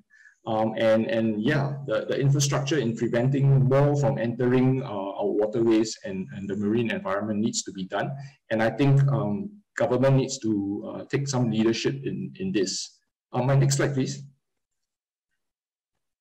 And so there are some opportunities, of course. I do feel that the way we are right now, and for some of the points I highlighted, we are maybe another 5 years at best before EPR can be effectively implemented again in the way that it's being done in the West. But let's all remember that EPR is not a silver bullet, right? It's not going to solve our problems immediately if we just think that, oh, EPR is the solution, here is the anecdote. It's not. So the other point that I would like to highlight is that back when I was with Food Industry Asia, a study was commissioned to look at 4 ASEAN countries on how we can help to reduce plastic waste. And I think it was identified that annually about 800,000 tons could be dealt with if they look at some of the solutions that was shared in that study.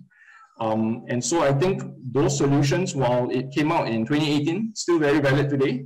And as some of the speakers have identified, with the ASEAN Regional Action Plan and with the UNIA 5.2 resolution, we are in a prime position to finally make a big significant move on dealing with the situation. So I go to my last 2 slides, which, next slide please, which is on my recommendations and how I view things. Oh, sorry, this one is just the a slide I took from the study from Food Industry Asia I mentioned.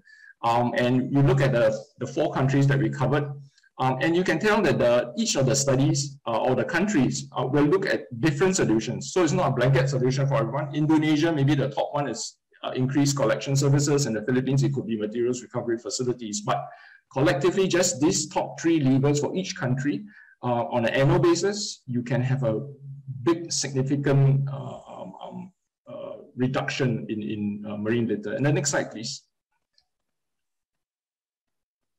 And this is just another slide from that study I mentioned from Food Industry Asia. Really, we identified there were 4 levels of maturity in terms of waste management, and most countries in Southeast Asia should be at what we call system 3 readiness. So, so you move beyond the CSRs, you move beyond the voluntary actions into something much more structured, more mandated, more regulated. Next slide, please. So, in terms of recommendations, the first point, as I see it, in the last few years, there have been many parties involved in trying to deal with the problem in the region, you know, bless their heart, we've got a lot of organizations, national governments, international organizations pouring a lot of money in it. But where I feel the problem is we don't have a coordinating body. So a lot of people are doing many things in different countries, big and small. They don't add up. So unlike the study which I mentioned from Food Industry Asia, you identify from each country what are their key gaps. How do you then coordinate? What does each country need in terms of support, finance, infrastructure, and things like that? Secondly, from there, once you have a more coordinated central structure, you can then properly channel funding and expertise to know which country lacks what and how can we help. The third point is perhaps don't be too fixated with saying, let's do EPR national-wide. You can do a tiered EPR, meaning for each country, and many Southeast Asian countries, you have large cities, your capital cities, but you also have secondary cities. So the large cities with much more critical mass and mature systems, that's where you can start applying and implementing EPR. It will work. For the secondary cities, the rural towns, perhaps EPR might not be ready right now, but you can use a cluster approach and have like a satellite collection centers, recycling centers that can then cater to surrounding communities. And I think that will make a difference. And the next slide, please. And also, I think learning from COVID, the best way to stop a problem or pandemic, I feel, right now for plastics, how do you stem it? Which is to then put the hammer down. And in this case, we might even consider a ban or moratorium on new plastics for a period of time, just to allow the old ones, all the garbage to be cleared up. ASEAN is going to explode in terms of the number of people by 2030. I think 750 million people. That means more people will be consuming more plastic waste. And if you don't have all the basic infrastructure in place that I mentioned before, the problem is just going to multiply. It's not going to get better. The fifth point, I think the time has come to look at both regulations and fiscal measures. For so long, the problem has been focused on brand owners, the FMCG brand owners.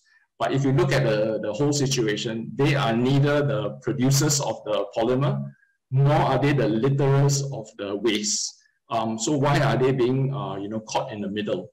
So I think the best way is to implement a tax on plastics to do two things. The tax will help to bring up the cost of cheap virgin plastics on par with at least sustainable alternatives, recycled plastics. That will give an opportunity for smaller companies to then be able to afford switching to alternative options. But you also need to have a blanket tax across the region, because if you have one tax in just Singapore, it's just going to drive the manufacturer to a cheaper country in Vietnam, in Thailand, or the Philippines. And the problem is just going to move from one hand to another. So you need a blanket tax for level playing field. And as I mentioned, with UNIA, with the ASEAN Regional Action Plan, we have a perfect opportunity to move beyond voluntary best practices guidelines to something a bit more legal, a bit more mandated, which is what we need. And the last point is similar to climate change, where you have your nationally determined contributions. I hope that from UNIA 5.2 resolution, we can have something similar for plastics, where each country can have their own nationally determined contributions on how and when and what they're going to do in terms of reducing marine debris. And so I go to my last slide. This is what the picture we all want to see, right? ASEAN, Southeast Asia, we're famous for beaches, nice rivers. This is the picture that we want to see. This is the picture where we should be all responsible for helping to produce every day, so that our children, and our children's children can wake up to this view and not to the view that I showed in my opening slides of plastic waste and things like that. So thank you very much. Thank you so much, Edwin, for sharing with us, especially your thoughts and recommendations. To quickly move on then to our fourth speaker and final speaker for this session. Now I'd like to invite and welcome Professor Yong-Chun Jang.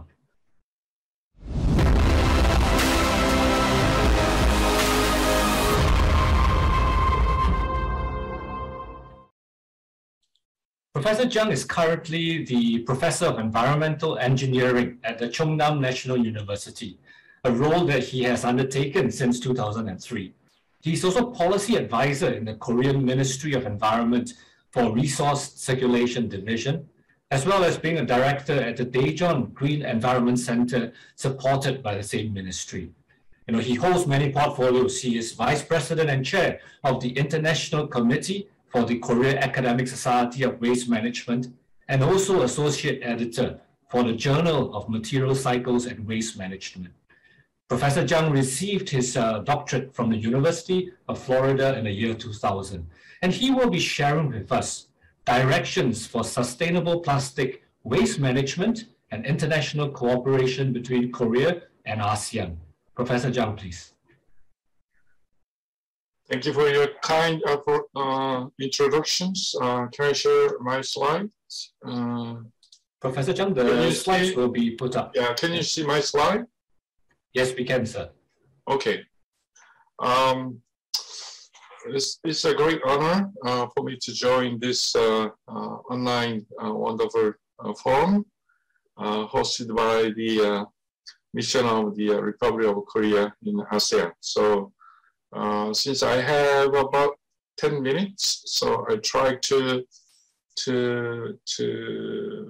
avoid some replications that other presenters already mentioned, but I'll give you some future framework and directions and how to cooperate internationally in ASEAN region to combat the marine plastic debris. So,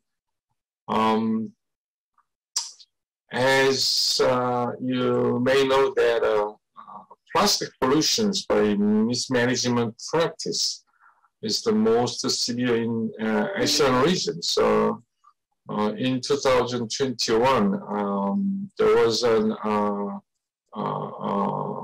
science articles saying that the almost 81%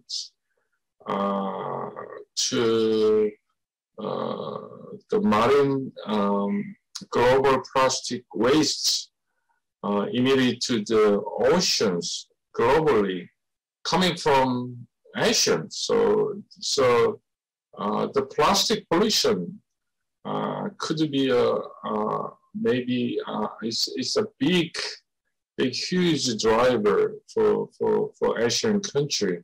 On the right hand side, there are 10 top 10 rivers responsible for global marine plastic pollutions located in Asia. So I think there is an urgent need for solving this plastic pollution in Asian country, as other presentations mentions. Second is we are not just plastic pollution is not just a waste problem. This mismanagement plastic practice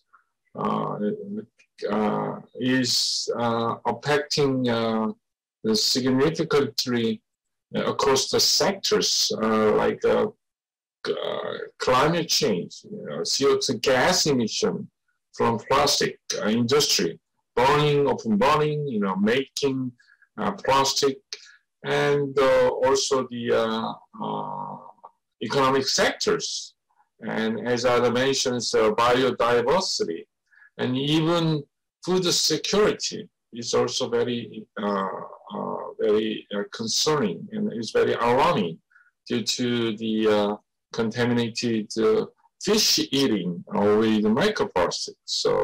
So those are the, all many diverse sectors are being affected by mismanagement plastic waste. And so the reason why we have having this kind of plastic pollutions around the world, especially in Asian countries, because this our current plastic industry or plastic consumption and management heavily rely on linear economy, just mass productions, mass consumptions, and mass disposal. And in 2015, UNEP reported about 80%, dumping and landfilling of plastic waste, and then 12% of incinerations, only 9%. But this number is not keep increasing. It's just kind of almost, it's not improving right now. And even in Europe and United States, Japan and Korea, still we are kind of struggling with handling this massive plastic waste and trying to how to establish plastic circular economy. This is one of the top key agenda in policymakers and in our society. So as we mentioned, that we kind of our plastic economy is only very small recycling, and even just a lot of plastic going into the rivers and marines and open dumping and landfill. So we need to gather and then find some good solutions. So how we move to the new way or new direction. So I think that the future framework should be established to the on the right hand side. As you can see, fossil fuel plastic is not going to go away. Maybe in the next 10 years, it will stay maybe 2 or 3 decades. We don't know, but fossil fuel-based plastic economy, right now it's kind of rely on some limited material recycling, but I think a lot of advanced country, European country, Asia, and Japan and Korea, many countries are trying to find a solution how to establish this circular economy for fossil fuel plastic. So I think chemical recycling is one of the solution, and so a lot of research going to the pyrolysis and the PET surveillance by using chemical recycling method. And we do not forget about the some reduction of plastic consumption and reuse model and circular plastic production with eco-design should be emphasized and incentivized. And the other direction in the long term, I think bioplastic should play an important role. Maybe next 20 years, who knows? As a bioplastic would replace much of a fossil fuel based plastic, which is creating a lot of a problem right now. But still, there are many technical and social and economical barriers, such as economically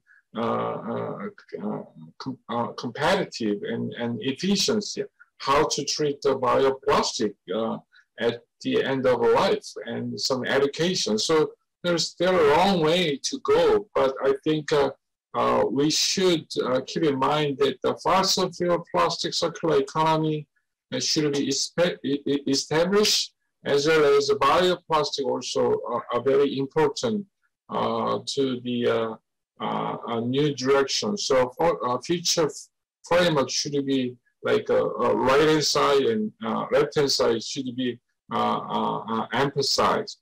So in order to this plastic circular economy, the regulatory aspect is very important. So legally framework, legally supporting economic incentive, policy design, and public sector procurements are important. Also, technically, we should continually develop the circular plastic product with eco-design and the research and development technology, especially with the recycled content and also the establishing a circular plastic economy. So, and the economic aspect, as I mentioned earlier, is circular business model, like a sharing reuse model, zero waste shop, and circular collection recycle business should be supported. And also efficient collection, sorting, and processing of plastic waste material with ICT technology also very important. And socially, raising public awareness and establishing circular supply chain at the local levels also very important by communicating many stakeholders. So those are the some political measures and social efforts we need to move toward the circular economy.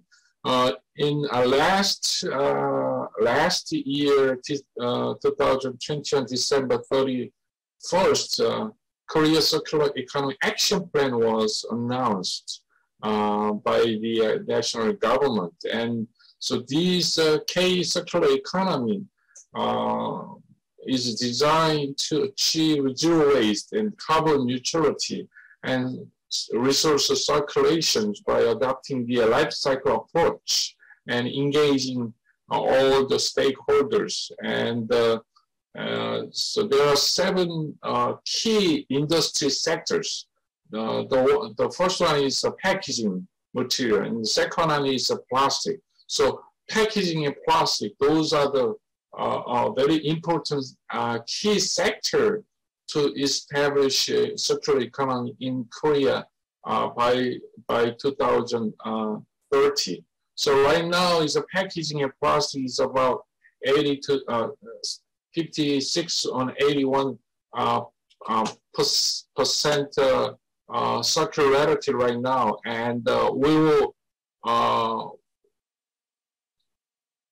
will increase by 2030 85% for each packaging sector and plastic sector. And the second one that I want to mention is in 2024 and 2030, for 7 years, we're gonna invest research and development about $500 million to enhance Korea Circular Economy Action Plan for 7 different key industry sectors, as I mentioned. So, the last slide that I'd like to mention is international cooperation for solving marine plastic pollution in Asean is very important. So I think Korea has a number of very strength policy measures, action plan that we have, and the EPR system we started in 2003. So we have about 20 years experiences of solid waste system by EPR. So I think we can share those are the experiences and knowledge with the ASEAN region, and research and innovation and capacity building for plastic circularity is also very important. So we are willing to help and cooperating this research, innovation, and capacity building as well. And I think also public awareness, education, outreach will be very important to solve this marine plastic pollution. So, and I think for this forum, we do have a good international discussion and knowledge sharing among the ASEAN countries. So I think that this is a good platform to gather and find a solution for plastic waste. And in this coming September 2021, there is a 7th International Marine Debris Conference, as you may know. And among this session, there is one special session, circularity and waste management special session. One of the session is solving plastic pollution in Asia by building international partnership and cooperation. So, which I chair in this session. So you are welcome to join and find a good idea and then tackle this marine litter problem. And thank you for your attention. And I'm happy to answer any question if you have. Thank you. Thank you so much, Professor Zhang. And we just want to thank all our speakers today for their passionate sharing and also for presenting their various recommendations, policy recommendations that they personally feel would be important for further deliberation as we collectively forge forward to address these issues of concern. And I also want to thank our participants for the many questions that they have put into the chat box, which we will try to address shortly. But before that, I would want to seek your support to help complete a short survey, by scanning the QR code that will be put up right now. So if you could just either take a screenshot and then scan the QR code so that you can just help us to complete the survey. We would really appreciate it. It now gives me great pleasure to introduce our moderator for the Q&A session. Just want to welcome Mr. Michikazu Kojima, the Senior Environmental Advisor to ERIA.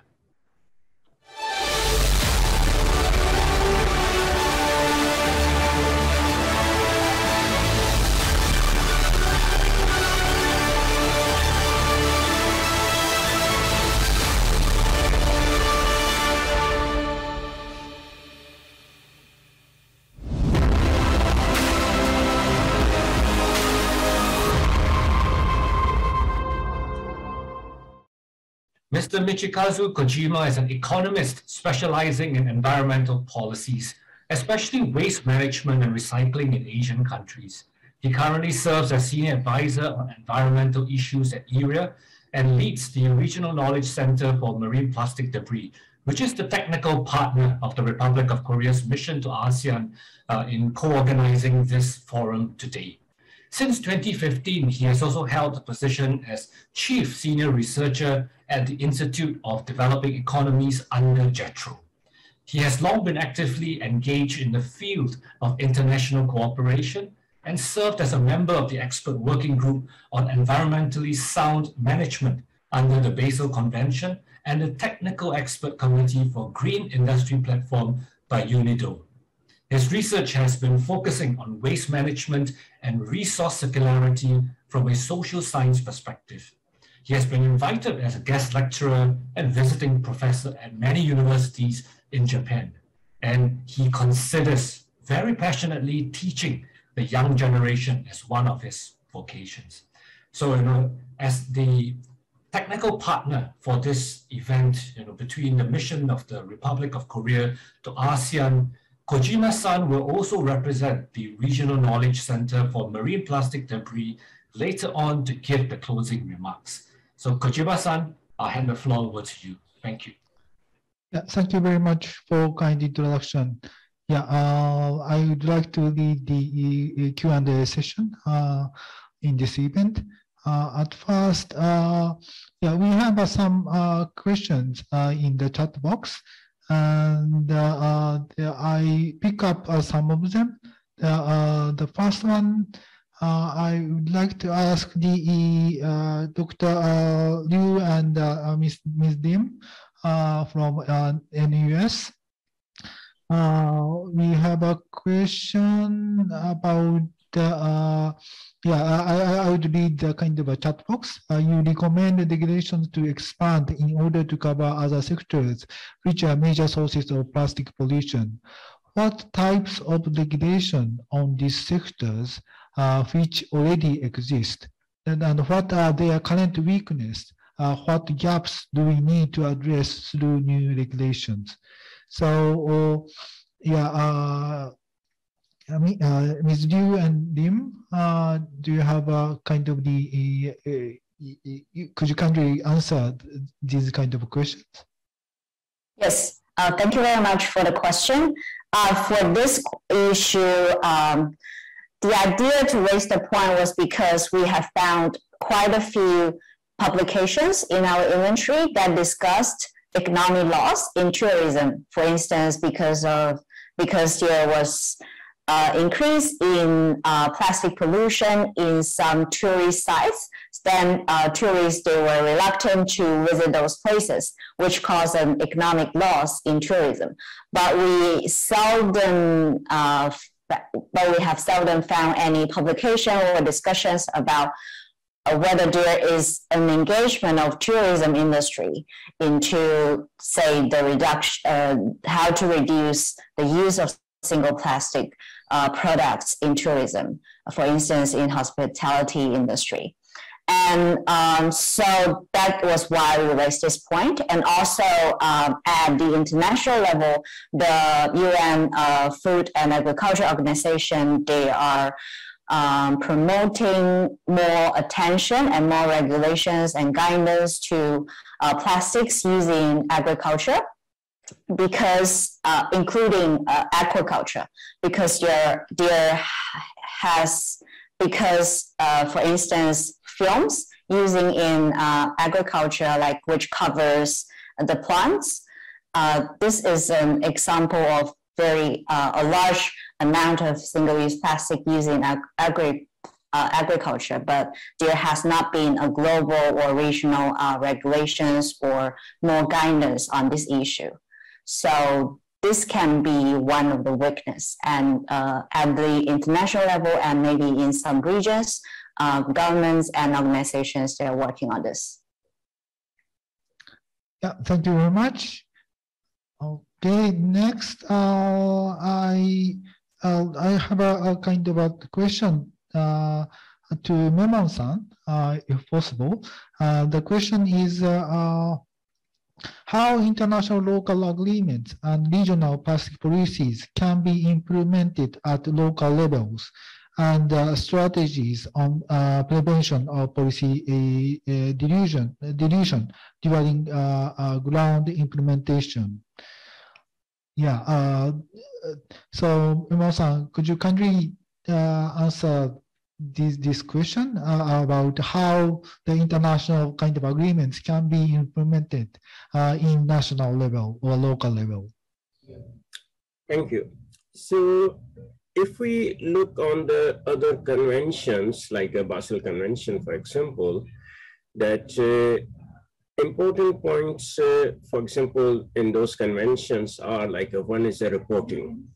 And reporting goes from local level to national to the regional or international. Similar to SDGs, for example, that's the easiest one to understand, because the SDGs is a sort of agreement between all countries to implement by 2030 all the 17 SDGs. So there's at the national level, then there are the focal points for SDGs, or each SDG also separately. Then there are reporting mechanisms, voluntary reporting, and so on. And then also there's a lot of cooperation.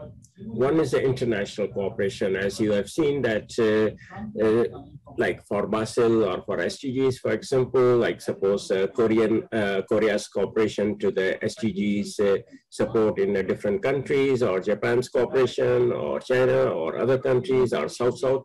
So one is the international cooperation. That is very important to help the implementation, or the bid to support the capacity to implement those at the national end. And number two is also to have a stakeholder engagement, because when you're talking about any international like SDGs or Basel, other thing, you come to the private sector, you come to the civil society, you come to the academia. So you have to integrate all the stakeholders, whether they are the part of the, like let's say, put it as a problem, or part of the solution, or the victims, or the beneficiaries, and so on. So you have to identify that how their roles are, and how we can strengthen their roles to support the solution. So I would say that it's easy to look at the different mechanisms like NDCs, and like nationally determined contributions for the climate change, Paris Agreement. Again, NDCs from very local level, like energy related NDCs, waste or agriculture related NDCs, and so on. How those NDCs are implemented at the local level, at the national level, reporting back to the UNFCCC, and so on. So I think we have quite many examples which we can easily learn. But as I say, that this instrument will be a little bit upscale type of innovated or a new one. And that will bring also some additionality that how the implementation will be. So it will be a little bit upscale than the current like implementation at the local, national, and international. But we have quite a lot of knowledge already how the other instruments are being implemented. Thank you. Thank you, Memon-san. Okay, I want to ask all panelists about your policy recommendations in kind of a national level or regional level or global level. So I'd like to ask one by one. Professor Suchana Appleson, do you have any kind of policy recommendation on this issue? Hello. Yes.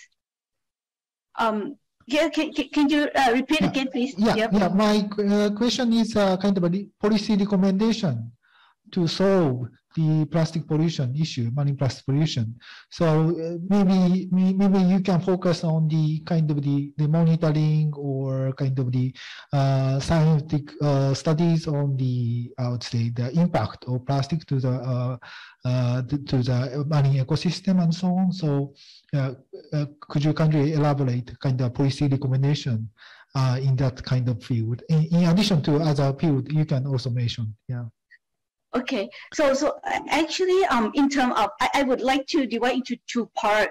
One is in terms of policy for scientific data, and then another one is a policies for for societies.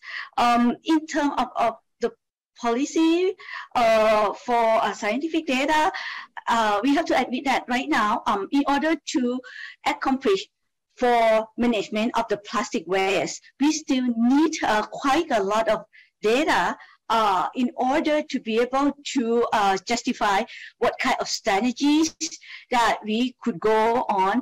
So in terms of policy to implement the monitorings, and also looking at the effects and the consequence of the plastic waste that gonna have on the marine ecosystem or animal or even though human health, these should be implemented definitely. In terms of, as I just mentioned in my speech earlier, is that yes, we need policies, we need a regulation, but also we have to keep in mind that individual itself have to be able to understand and have to change their mindset, change their behavior. So come back into the policies that link to the individual or link to the societies.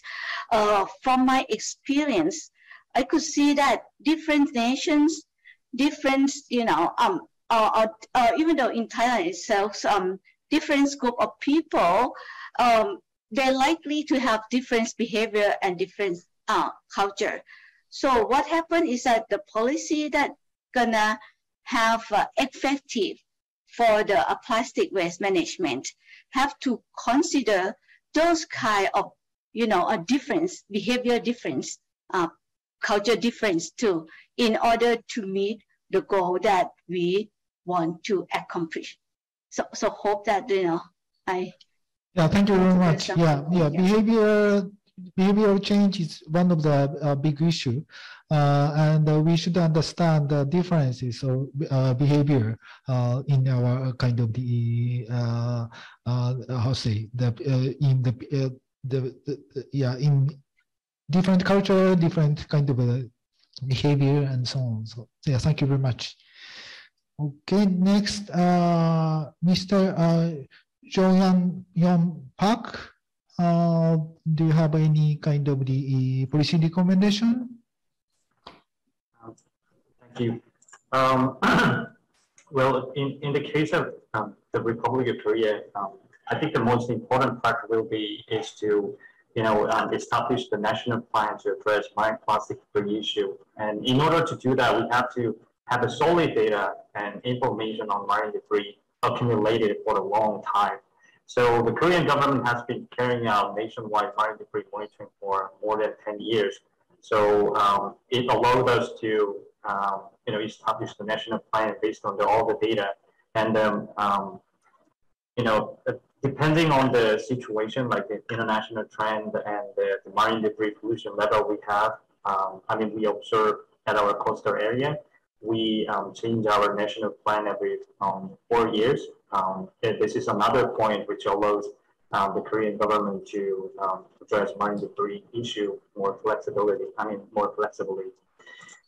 So like the whole things I just mentioned, the part of it, it has something to do with the project we carried out in Indonesia, which is to establish a monitoring system for marine debris to make it possible for the government to establish a national plan to systematically approach each source of marine debris.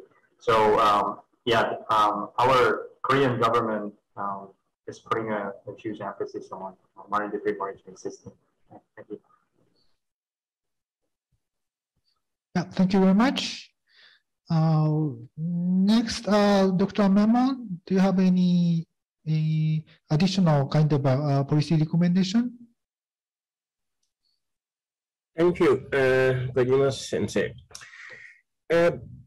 Basically, I wanted to make one sort of a clarification, because there was in one presentation the talk about the EPR, because extended producer responsibility is becoming quite interesting, like a policy in many countries. And there was a presentation means sort of admitting that EPR does not get the governments off the hook to provide the waste management services.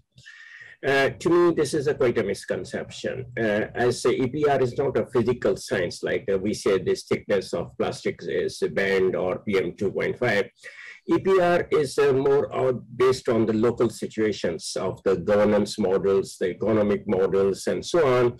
Even many countries, they do not have a producers of like plastics that they are imported and so on. So when we talk about the extended producer responsibility, it incorporates the polluter principle.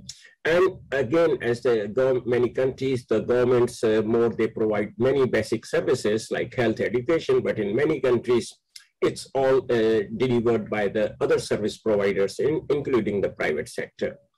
So my request would be to keep the EPR in a perspective from different countries' point of view.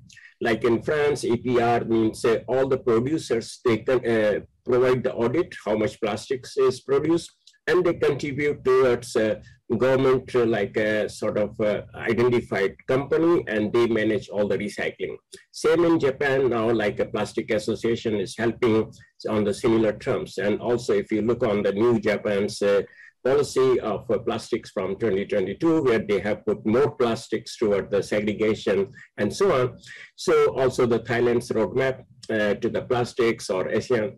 So EPR will be very, very interesting, very comprehensive in coming days, and incorporating, as I say, the polluter principle, incorporating environmental social governance investments, models, and so on. But we have to be very open, because it will vary from one country to other country. It cannot be replicated as it is from one country to other country. Thank you very much. Yeah, thank you very much. Okay, next I want to invite Edwin-san. If you have some kind of additional comment on EPR, or if you have some other kind of policy recommendation. Thank you, Kojima-san. Yes, I fully agree with Mushtaq on EPR, and he's right that we should tailor it to the situation in each country and in the region. And for me, the key step is to ensure that the building blocks are in place, which is what I shared earlier, you know, your waste infrastructure, focusing more on transitioning the informal sector to the formal waste collection sector, but also for governments to consider regulations, fiscal measures, as well as mandates that will cut across and that will drive some of these initiatives going forward. So that includes the RAP, that includes UNIA 5.2. So I think those are what I would hope to see in the coming months, in the coming years. Thank you. Yeah, thank you very much. Next I want to invite Professor Yon Chan.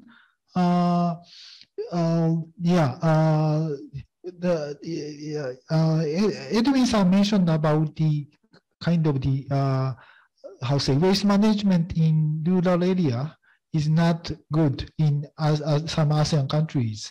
So, and it's one of the challenge to implement EPR. So, if you have some kind of experience how to expand waste management in rural area in your countries, so do you know a kind of a historical kind of the perspective about how to expand the waste management, waste collection services to rural area? And if you have any other kind of policy recommendation, we also welcome. Sure. Thanks for asking. And for the EPR system in low income or middle low income country, this one of the challenging tasks to adopt in their solid waste management, especially in for the plastic waste material.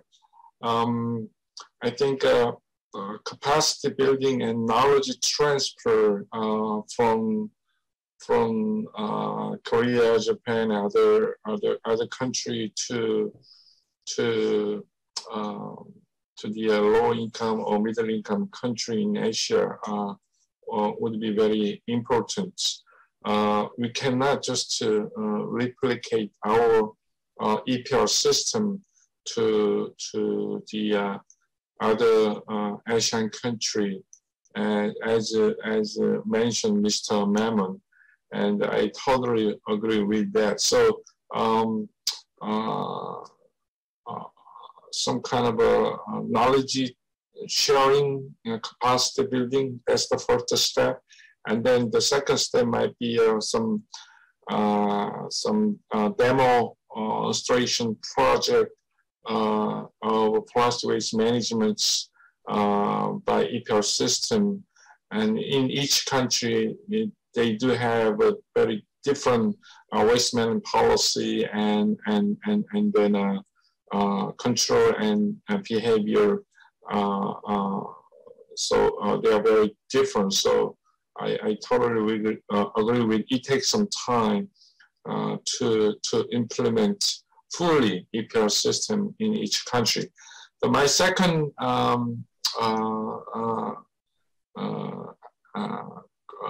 comment is that there might be a very delayed effects of mismanagement practice on marine plastic pollution. So I think we should keep in mind that the first one is how to rapidly do the cleanup and how to minimize this marine plastic or liquids. I think that's the one urgent solution that we need to collaborate and then find a solution. So because there are very limited resources and very limited infrastructure. So I think the first one is we need to find some kind of a big financial support from advanced or international fund. Otherwise, there might be creating more severe problems. So I think a chemical industry producers definitely contribute their cleanup costs by adapting polluter pay principle. And I think that's my second comment. My last comment is in terms of international level, international treaty for plastic management or plastic treaty. I think the first component is going to be how to prohibit, how to restrict single-use plastic, from by production. The second one is the collection target or recycling target. How to establish sustainable plastic waste management. That's the one that's a key area. So national implementation plan that we need to develop. And then lastly, I think international corporations should be included in the international treaty. Those are the like 3 or 4 components that definitely we need to include in that future treaty, I think. Thank you. Yeah, thank you very much. And Dr. Liu and Ms. Lim, do you have any policy recommendation? Do you have any policy recommendation? Thank you for the opportunity for us to speak again. We would just like to quickly address one of the questions, which is also an issue we want to raise here. This is the question about whether there is a huge difference between the single-use plastic bans in developed countries or in developing countries. And we mentioned there's a lack of funding for implementation results. Does that mean the implementation is really successful? So the comparison between bans in developed or developing states was not our starting point, because we didn't want to create a different scenario for countries of different economic status. Because even in developed countries, the situation of their single-use plastic bans can be quite different state by state. For instance, in the US, in Australia, some of their states, they have already imposed a ban on single-use plastics, especially plastic bags from supermarkets. But in other states, in those countries, they haven't carried out such bans. So a comparison between developed states or developing states was definitely not our point that we would like to make here. And also for developing states, we have to allow more time and capacity building programs and opportunities for developing states to carry out more activities or programs to target plastic pollution from single-use plastics. And also, does that mean all the implementation was so successful if there was no funding that has gone into this? We don't think like that, because monitoring, surveying, and monitoring of the whole process of implementation, we think that's a very important issue, or like a guarantee for the policymakers to can always go back and adapt and adjust their policies so the policies can work better in the future and to achieve better results. So that's our response to the question, also what we want to mention. And thank you again for the opportunities to speak. Thank you very much. We already passed kind of the schedule, so I want to make a closing remark. Thank you very much for the all panelists and the speakers. I think the argument is very kind of the comprehensive. I mean, we cover a lot of issues, like from the monitoring and the impact of the to the marine ecosystem, and some countermeasures, including waste management, circular economy, ban on single-use plastics, and so on. Thank you very much for sharing your kind of findings and experiences.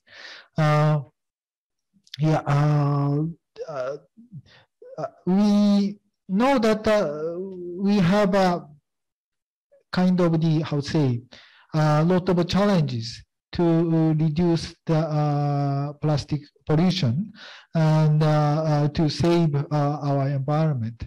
But we need a kind of the international cooperation. We should have a kind of a collaborated kind of actions to reduce plastic pollution. And this is a very good opportunity to have this kind of event because we just had a kind of the solution to start the negotiations on international treaty on plastic pollution. Thank you very much for your participation, and we will post the kind of the video on our webpage, and also we can share the kind of the presentation file in the link presented in the chat box. So yeah, please recheck the presentation file and some video if you want. Yeah, thank you very much for your kind attendance and active kind of the discussion. Thank you very much.